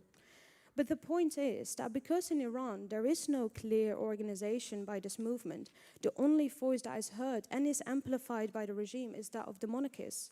So there is naturally some suspicion amongst the broad masses that are angry at the regime, but also truly hate the imperialists. And they saw what happened in Syria, and they know that the imperialists have fomented ethnic conflicts and civil war that tore apart the country. In fact, the Iranian regime wants to push things in that direction and have very much tried to undercut the movement and to discredit it. And they are very much engaged as well in the bombing of the Kurdish region of Iran. And they have also massacred over 80 Balochis in one protest. And the hesitation to participate in the protest by some layer society is summed up, I believe, very well in this quote of a 19-year-old student in Tehran when she was interviewed by the Financial Times. She said, "I'd like to see the Islamic Republic gone, as I see no future for myself in my homeland with all of the injustice, gender discrimination, gloomy economic perspective, and waste of talent. But I don't see an option for a successor, and surely I don't want to see the insecurity that an absence of an established government can bring."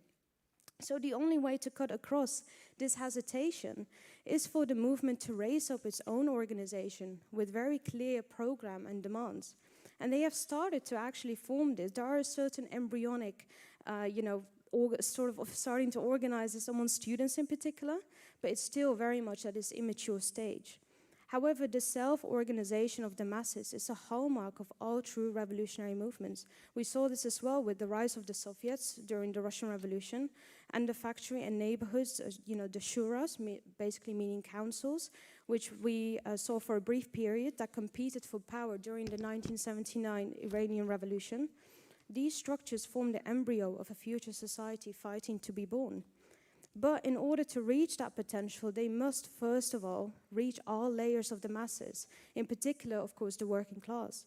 And it's imperative that the committees of struggle are spread as widely as possible and are connected, on a local, regional, and national level, so as to become the organized expression, of the will of the movement itself.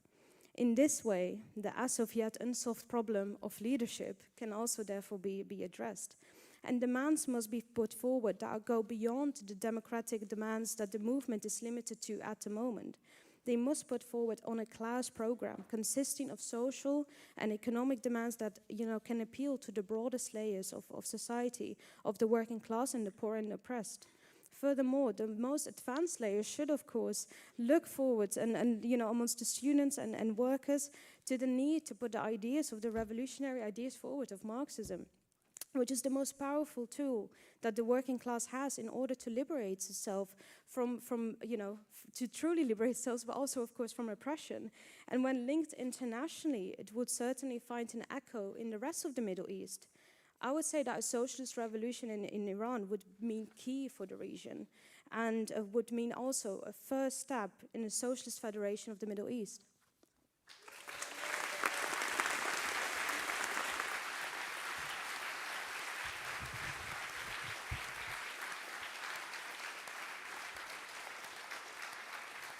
Thank you, Lubna.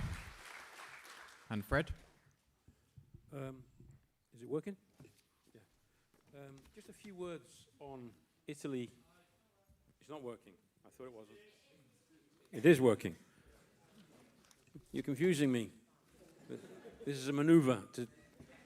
I want to talk about Italy and France. And that's not because of the excellent food and wine. There are other reasons for talking about these countries. Italy. is a country racked with debt, public debt of 152% of GDP. That is far higher than the level of debt in Britain, for example. It's 2.75 trillion euros. Inflation is at 9%. I get regular messages from friends and relatives in Italy, and the main thing is prices, inflation. Everything's going up. Everything's more expensive. A friend of mine who's a railway worker, who's worked 42 years and now retired, said the other day, I thought I had a decent pension. And the point is, he did. I remember when he told me it was a decent pension. But it's not a decent pension anymore. That's what this is doing to millions of people. And it's making them think. And it's making them change their approach. Now, we had a guy in government in Italy until recently, Draghi. He was the man of the banks, the bankers' representative. He was there to do a job, sort out the finances of Italy. From what point of view? Of course, from the point of view of the capitalist class. He managed to form a coalition with a huge majority. But notice one thing, in the elections, all the parties that made up that coalition did badly in the elections. Every single one of them. The Democratic Party, the Five Stars. It's amazing, of course. They all, well, not all of them, but some of them were able to say they won because they didn't lose as much as they thought they were going to lose. The only party that gained was Fratelli d'Italia, the Brothers of Italy. Why? They were the only party in opposition. Now, people are talking about, oh, fascism, fascism. The first thing that she did was to try and reassure the markets by putting as many technocrats as possible in the government. She's trying to find an acceptable finance minister. From the very first day, the bourgeois was saying, the finance minister must be acceptable to the international markets. That's who decides, like in Britain, by the way.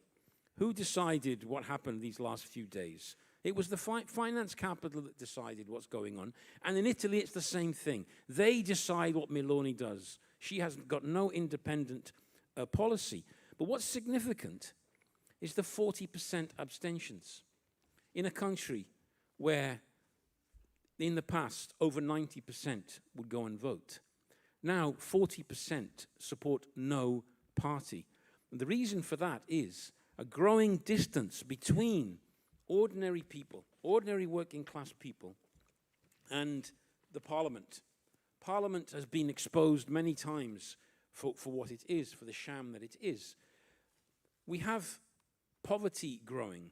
We have 3.5 million people in Italy are receiving what's called the citizen's wage, reddito di cittadinanza, which was introduced by, basically under the pressure of the Five Stars movement.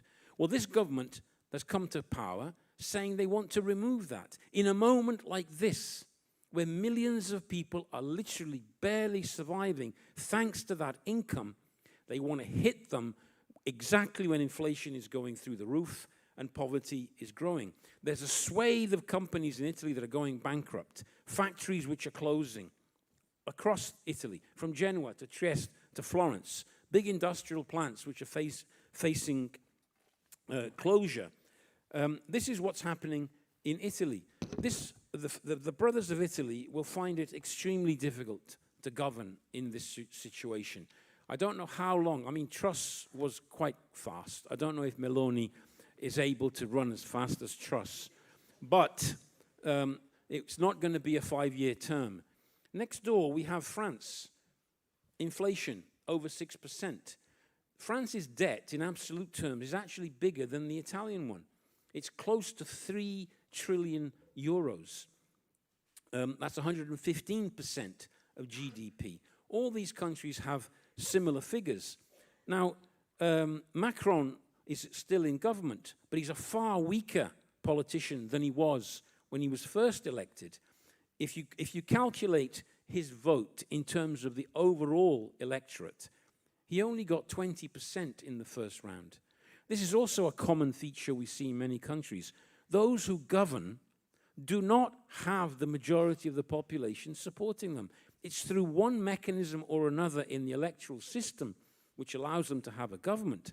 but only 20%. That's not a big base, considering what he has to do. He's called on by the bourgeois to continue on the road of austerity. The problem is, last time he did it, he ended up with the Yellow Vest movement. And the perspective is that something similar could explode again, but involving the working class. We have the oil workers dispute at this moment in France, with massive support amongst the population, with the union that leads them calling for this movement to be spread nationally.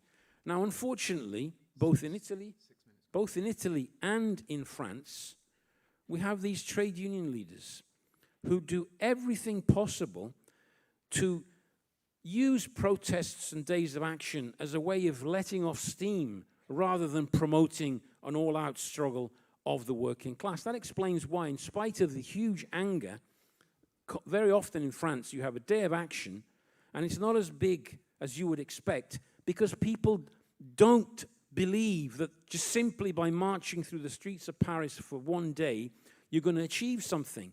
They want a general strike. Some of the slogans on the demonstrations were for an all-out general strike.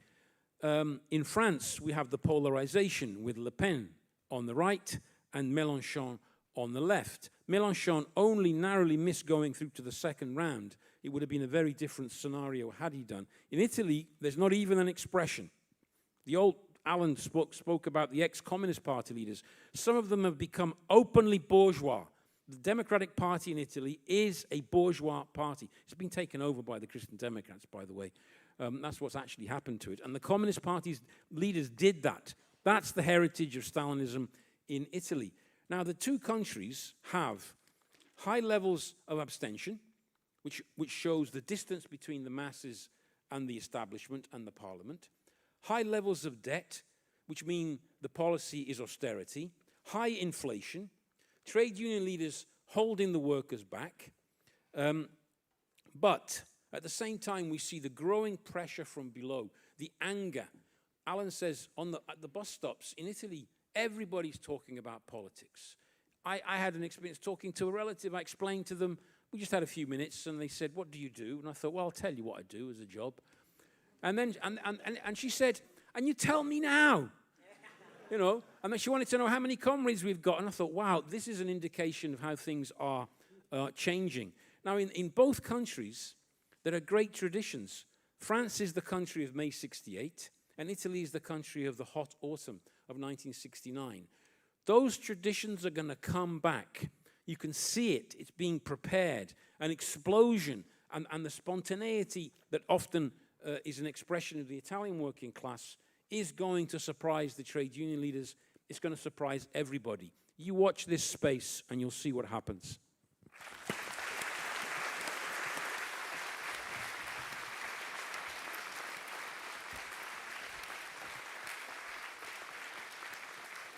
Okay, thank you, Fred. All right, we have one more speaker, which will be Ben Curry. And then Alan will deliver some final remarks.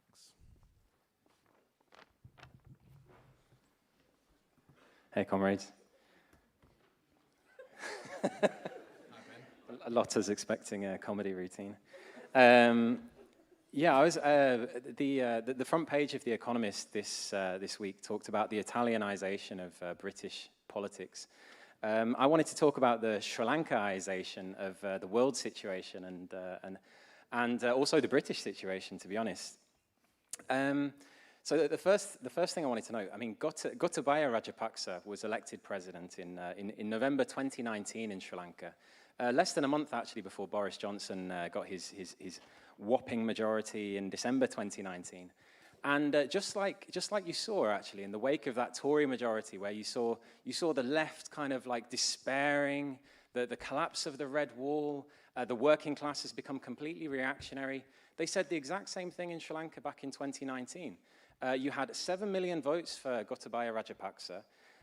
He came to power on the basis of an extremely chauvinist campaign, defends the Sinhala Buddhist majority in the context of the fear after the Easter terrorist attacks back in Easter 2019.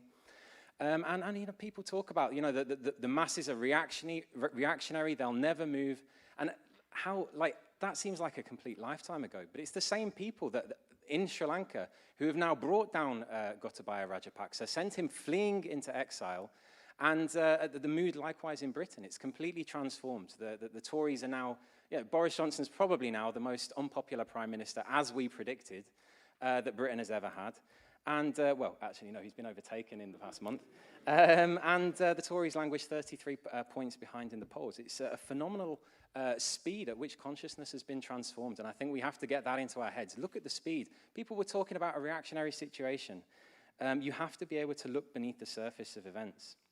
Now, the point that I want to, the Sri Lankaization of the world situation, because the situation in Sri Lanka is not uniquely Sri Lankan. We've seen a collapse of government incomes back in 2020. Export, markets were closed up. You had a collapse of remittances, which is something that hit a lot of developing and emerging economies. The same things happened in Sri Lanka that happened everywhere. This collapse in government income was also exacerbated by a stupid government. Rajapaksa, the first thing he did when he came into power was give tax cuts for the rich, immediately getting reprimanded by the IMF and other people. If that rings any bells with a recently deceased British government, those parallels are entirely not accidental, because the stupidity of the ruling class is also a factor in driving the crisis, not just in Sri Lanka, not just in Britain, but in many countries where the ruling class have a leadership which is up to the caliber of their level of degeneracy. But the same economic conditions that exist in Sri Lanka exist everywhere, just to one degree or another. Very quickly, foreign currency reserves were eaten up, leading to a situation where the government could not import a lot of the necessities of daily life, and so shortages led to higher prices for imports, runaway inflation, which I think has reached 80%, and eventually the debt became completely unpayable. But this is not a uniquely Sri Lankan situation. Bloomberg estimated that there are 19 countries that are at risk of default with a combined debt of $250 billion and a population of 900 million people, nearly 1 billion people living in these countries. That's another stick of dynamite, by the way, in the world economy. It could be the British pension system that leads to the collapse of the world economy, could be national defaults, could be war in Ukraine, could be any of these factors. There's more inflammable material than you can shake a stick at in the world situation, in the world economy. Of course, this runaway inflation has completely devoured the incomes of ordinary workers and middle-class layers in Sri Lanka. And the end result was that fuel shortages, the state running out of money, basic things like medicines, paper for school exams and so on, and the situation in which you have these long fuel queues. I was speaking to a comrade in Sri Lanka. He was late for our phone call. We'd scheduled a phone call because he'd been in a fuel queue for 5 hours. And I said, wow, 5 hours. And he said, that's nothing. It was only 5 hours because he got tipped off in advance. Some people queue in petrol stations for 5 days in Sri Lanka. That's the situation. People die in these queues. Absolutely atrocious situation. And yet, of course, Sri Lanka is at the sharp edge of this crisis. But the BBC has estimated that this year, you've seen 90 countries rocked by fuel protests. That's almost 50% of countries have been rocked by fuel protests. Those are the foreshocks of the sort of situation you saw in Sri Lanka. 50% of countries are experiencing those foreshocks now. And what are the imperialists doing? They are driving this into an even deeper and deeper hole through the war in Ukraine. They are pouring, it's not a very good metaphor when I'm talking about a lack of fuel, but they're pouring fuel onto the fire of this economic crisis. Yes, I'll draw things together. The situation, of course, reached a tipping point where the masses could take no more, and they burst onto the scene in that marvelous revolutionary movement we saw in April to July this year. And I think that a lot of what we saw in Sri Lanka will be repeated in many countries in the revolutionary events we'll see in the period to come. A complete distrust of not just the main slogan was gotta go home, get rid of this man. But they also raised the slogan, go home all 225. In other words, all 225 MPs in the parliament, clear them all out. A complete distrust of all parties, a clear bitter hatred of the entire establishment, which was the target of these protests. And it's no wonder, also the so-called left parties, which throughout the course of this protest movement have been focusing all of their attention on calling for constitutional reform and new elections in 6 to 12 months. When the masses have power at their fingertips, they're putting forward slogans that call for the demobilization of the masses, wait for new elections. They've not played a good role whatsoever, and the trade unions have barely moved to lift a finger in the midst of this. And this, of course, is what has secured the defeat of the first act of this revolutionary movement. I talk about the first act because inevitably there will be a second, and probably if we don't build our forces in time, there will be a third and a fourth, undoubtedly. But in each of these, it's not really the revolution as such that has been defeated, but its immaturity, its immaturity, the middle-class leaders with their false slogans, the idea that the movement is neither left or right. I talk about confusion. In the early stages of a revolutionary movement, there's all sorts of confusion. But you can't be confused as to who the ruling class think the real enemy. They've brought, now Wickremesinghe is in power, he's brought repression down on the heads of the left and the trade unions. And so it's an education, it's a painful education for the masses in Sri Lanka. But when the second and the third act of the revolutionary movement erupt, it will be on a higher level, with a higher level of consciousness. But of course, ultimately, the only thing that can secure that revolutionary victory will be if we build the forces of Marxism in time for the next explosion. And just as we are meeting here today, we have comrades in Sri Lanka who are fighting to build the revolutionary forces of Marxism. I had the privilege of attending via Zoom their meeting of a congress, a national congress, which is very difficult to organize when you have the transport disruption and everything else. And most of the Saturday of that congress, both of us had our videos on. They could see me, but for most of the time I couldn't see them because the lights went completely out because of the blackout situation that they face. I hope that the lights stay on throughout the course of the Revolution Festival. I'm sure it won't be long before Europe is facing rolling blackouts. But the comrades were joking, they were jovial, they had an optimistic spirit, despite the hardships that they are also personally facing to build, because they know that these are the only ideas that can transform society. They have the confidence in these ideas, and therefore that is what fuels their optimism, despite all of the most, the personal difficulties, the hardships that they face and that our comrades face in many parts of the world. We have the optimism that raises us above that day-to-day hardship and sets our sights on something higher, the fight for a socialist revolution. Thank you.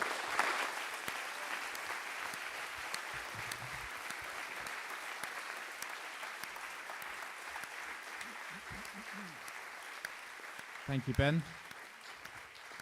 Okay, before Alan closes this session for us, I just have a couple of quick announcements, 3 things.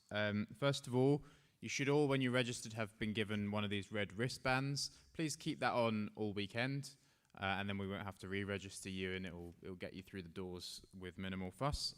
Secondly, the Midlands comrades, the comrades who are down here from the Midlands who have sorted accommodation together, can you meet out the front to sort out your accommodation keys after this?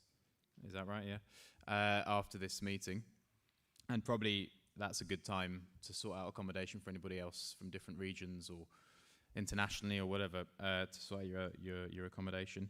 And finally, and I should have said this at the beginning, and apologies for not saying it, but this applies all weekend, and this is really important.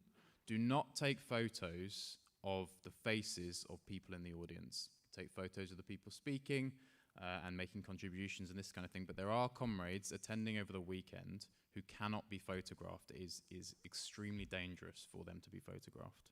So please don't do that. And if you have taken photos, which include the faces of anybody in the audience in this session, please delete them. It's not a joke, it's a serious thing. And please remember that over the course of the weekend. And anybody who's chairing a meeting over the weekend, please can you announce that at the beginning of every session. Okay, so Alan, would you like to reply to the discussion and close the session for us? Well, I have an impossible task. I think all the interventions were excellent, but our time is limited. And we must proceed from fundamentals. Now, I thought that Comrade Adam Booth made some very important points about the world economy. But we must emphasize time and again that the 2 fundamental contradictions, the 2 fundamental obstacles which are preventing the development of the means of production that are obstacles in the way of the progress of civilization, if you like. There's two things. First, private ownership of the means of production for profit instead of for human need. And secondly, the national state, which is throttling the development of the means of production, which has outgrown the national state. Now, you see, the second contradiction, the ruling class actually succeeded partially and for a temporary time in overcoming this. That's the secret of it, through globalization, which, by the way, Marx and Engels predicted in the Communist Manifesto, if you read that they succeeded by developing, by intensifying the international division of labor and intensifying international trade. It did have a colossal effect on the development of the productive forces for a whole period, for decades, particularly since the collapse of the Soviet Union, the entry of China, opening up new markets and new possibilities, India, even Russia to some extent. Yes, but that process, this is the important point, that process has now reached its limits. I think Adam made that point. And therefore, all of the factors that until now have propelled the growth of the world economy have turned into their opposite. They're pushing the world economy down. Instead of the increase in world trade, you got economic nationalism. And by the way, that is what caused the depression of the 1930s. Economic nationalism, the breakdown of trade and so on. And therefore, it's a very alarming scenario. And frankly, given this position, these are objective factors which the bourgeoisie cannot control. They try to control by all kinds of means, but by messing around, by intervening in the economy, they made things worse, as I think, again, Adam pointed out. In relation to Britain, that's particularly clear. The events of the last few weeks have demonstrated that. It brings to mind, you know, the ancient Greeks were clever people. You know, well, the modern Greeks are not too bad, but the ancient Greeks were very smart, you know, and I got a great admiration for the ancient Greeks. And they said the following: those whom the gods wish to destroy, they first make them mad. And that's a fact. You look at the ruling class everywhere, Britain, America, the United States, Brazil, these are crazy people, you know. But that's not an accident. It's because even if they were smart, it wouldn't make much difference, because given the objective contradictions, they can't solve anything. That's the fact of the matter. Therefore, they're trapped. And therefore, of course, the stage is set. That's the message of everyone that spoke today. Spoke very well, by the way. The stage is set for an unprecedented explosion of the class struggle. You better believe it. Now, not just in Britain, but on a world scale. It's everywhere you look, there's no such thing as a stable country anymore. It doesn't exist. Insurrectionary situations like what we described here in Sri Lanka and Iran and so on, that can happen anywhere. You can't predict accurately, it's impossible to predict where the next explosion is going to come. It could be in France or Italy, which, as Fred said, or Iran, as is taking place, or Brazil, or Indonesia, or Pakistan, or even China. And I thought Dan Morley made some interesting points. The point about China, that's interesting. You see, China is a totalitarian regime. It is a bourgeois regime. It's bourgeois Bonapartism, but it's also a hybrid. There's still large elements left over from the old days of state control. The state still participates considerably in the economy. Yes, but that itself creates contradictions. Right? This enormous accumulation of debt in the property market, that's because these speculative companies were convinced that they could speculate as much as they like, because all the debts of local authorities would be guaranteed by the state. Yes, but there's limits to that. Dan gave the figures. It cannot be maintained. Everyone agrees with that. And therefore, there's this colossal debt, which is due to collapse at any moment. It could happen tomorrow morning at 9 o'clock, which would really put the cat among the pigeons. The Chinese economy is already slowing down considerably. They used to say for years that the Chinese economy needs an annual growth rate of 8% at least, just to account for the growth of population, just for that alone. It's not. It was, but it's not 8%. It used to be much more than 8%. I think last year it was 5%. I think this year the figures are not clear. It's about 2.5%, which is a catastrophe for China. And therefore, you can have a catastrophe in China at any moment. And the Chinese proletariat, it reminds me of something else that Napoleon said about, he said about China. China is a sleeping dragon, is a slumbering dragon. Leave it alone, he said. China is a sleeping dragon. He says, when that dragon awakes, the world will be shaken, and it will. When that dragon awakes, the world will tremble, he said. So it will. When the colossal Chinese proletariat gets on the move, because it's been industrialized, it's been developed, it's the biggest proletariat in the world, very exploited also, by the way. When that force is unleashed, you better look out. And that can happen. You see, the paradox is this. Because China is a totalitarian regime, it seems to be very stable, very powerful, and so nothing's happening. Yeah, nothing's happening because it's a bit like a pressure cooker with the safety catch sealed. And the pressure's building up in China. It's clear, enormous pressure's building up. But it's held down consistently. But that cannot last. China spends much more on internal security than it does on defense, by the way. That's been the case for some years. They know what's going on, but we don't know what's going on. And nobody will know until it suddenly explodes. I predict now, China will explode. The class struggle in China will erupt when people least expect it. And that is another colossal element of instability in the world situation. Or there could be a big movement in Britain with a general strike. Now it's openly discussed, even by the trade union leaders, although they don't know what they're talking about.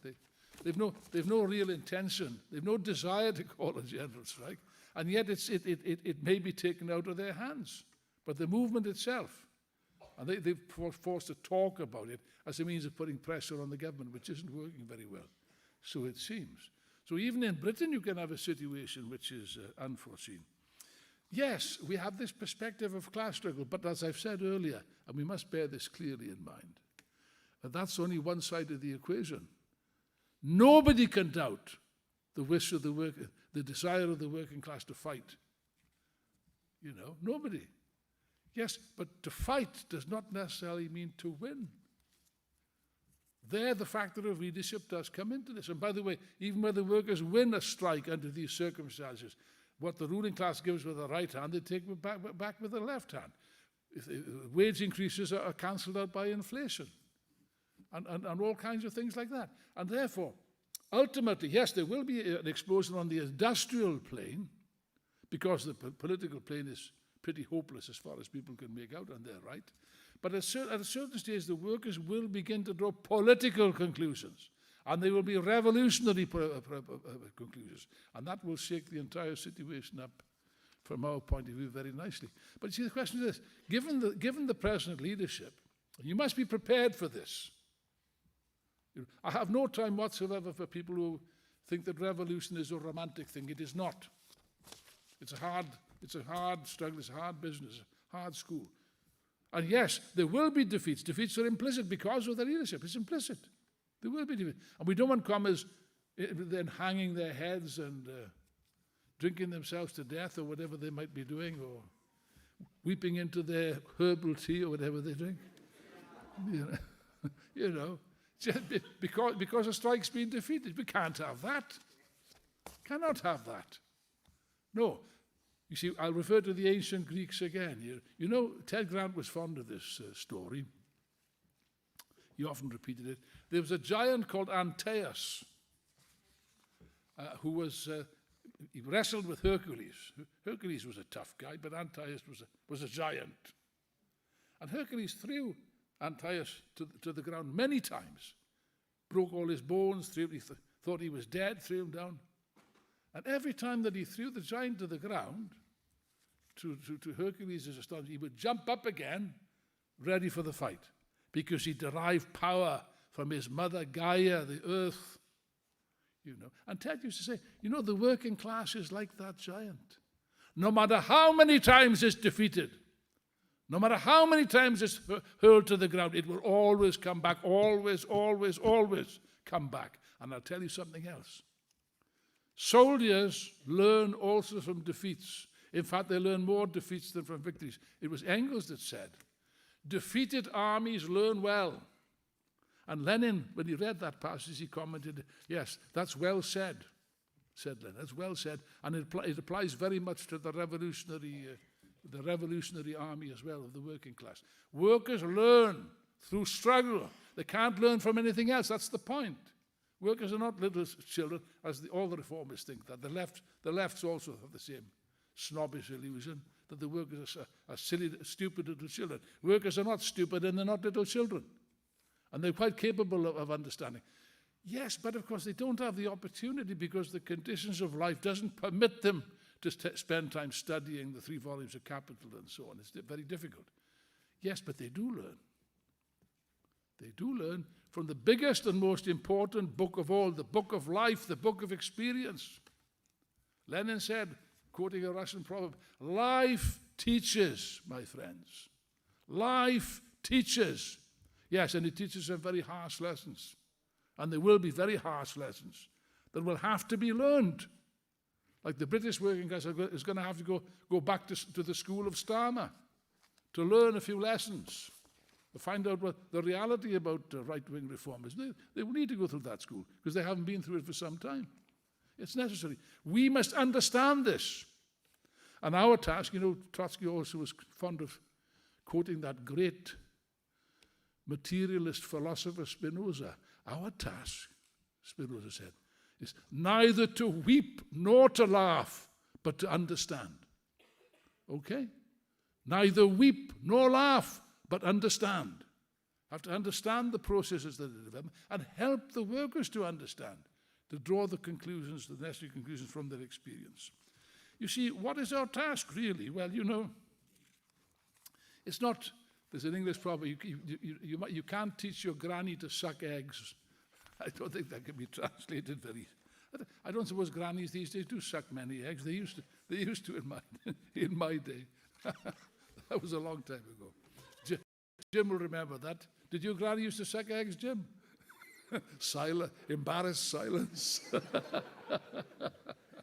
But anyway, we're not here to lecture the workers as if they were little children. Not at all. You know what our task is? Our task, comrades and friends, our task is to make conscious the unconscious or semi-conscious striving of the workers to change society, because that is there.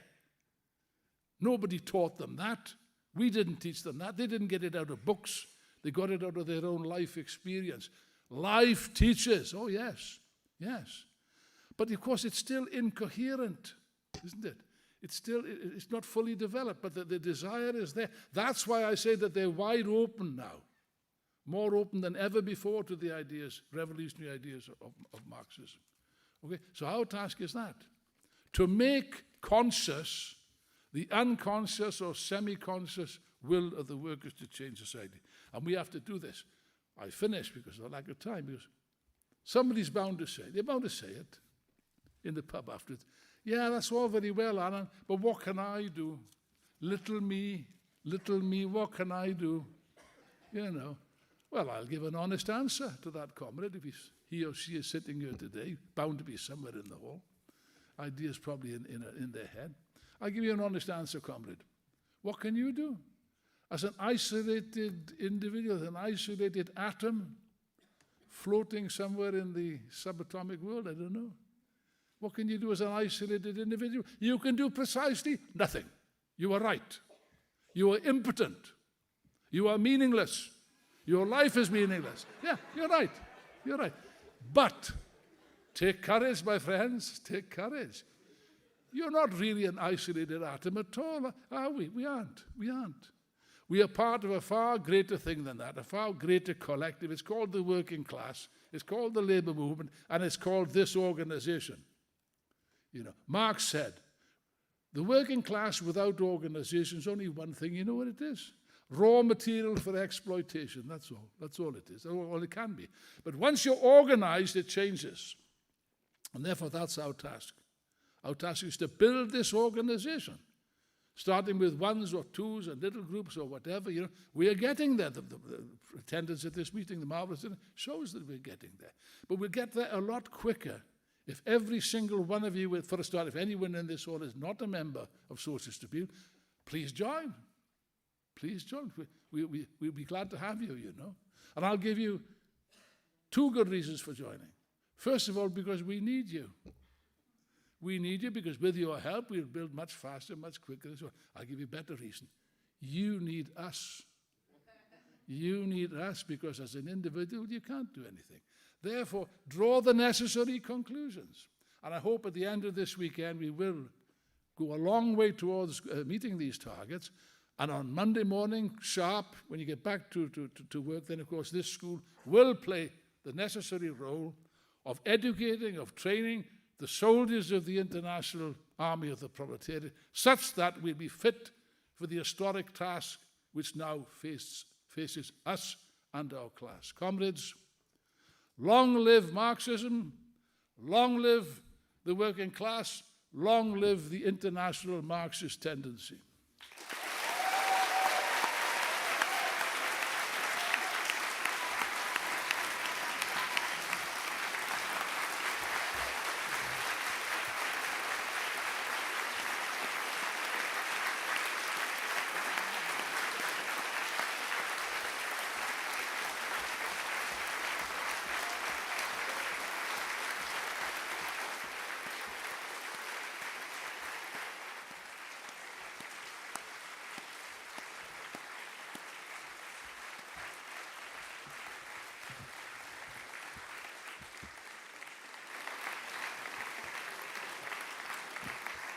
Now let's make this school the most successful school ever.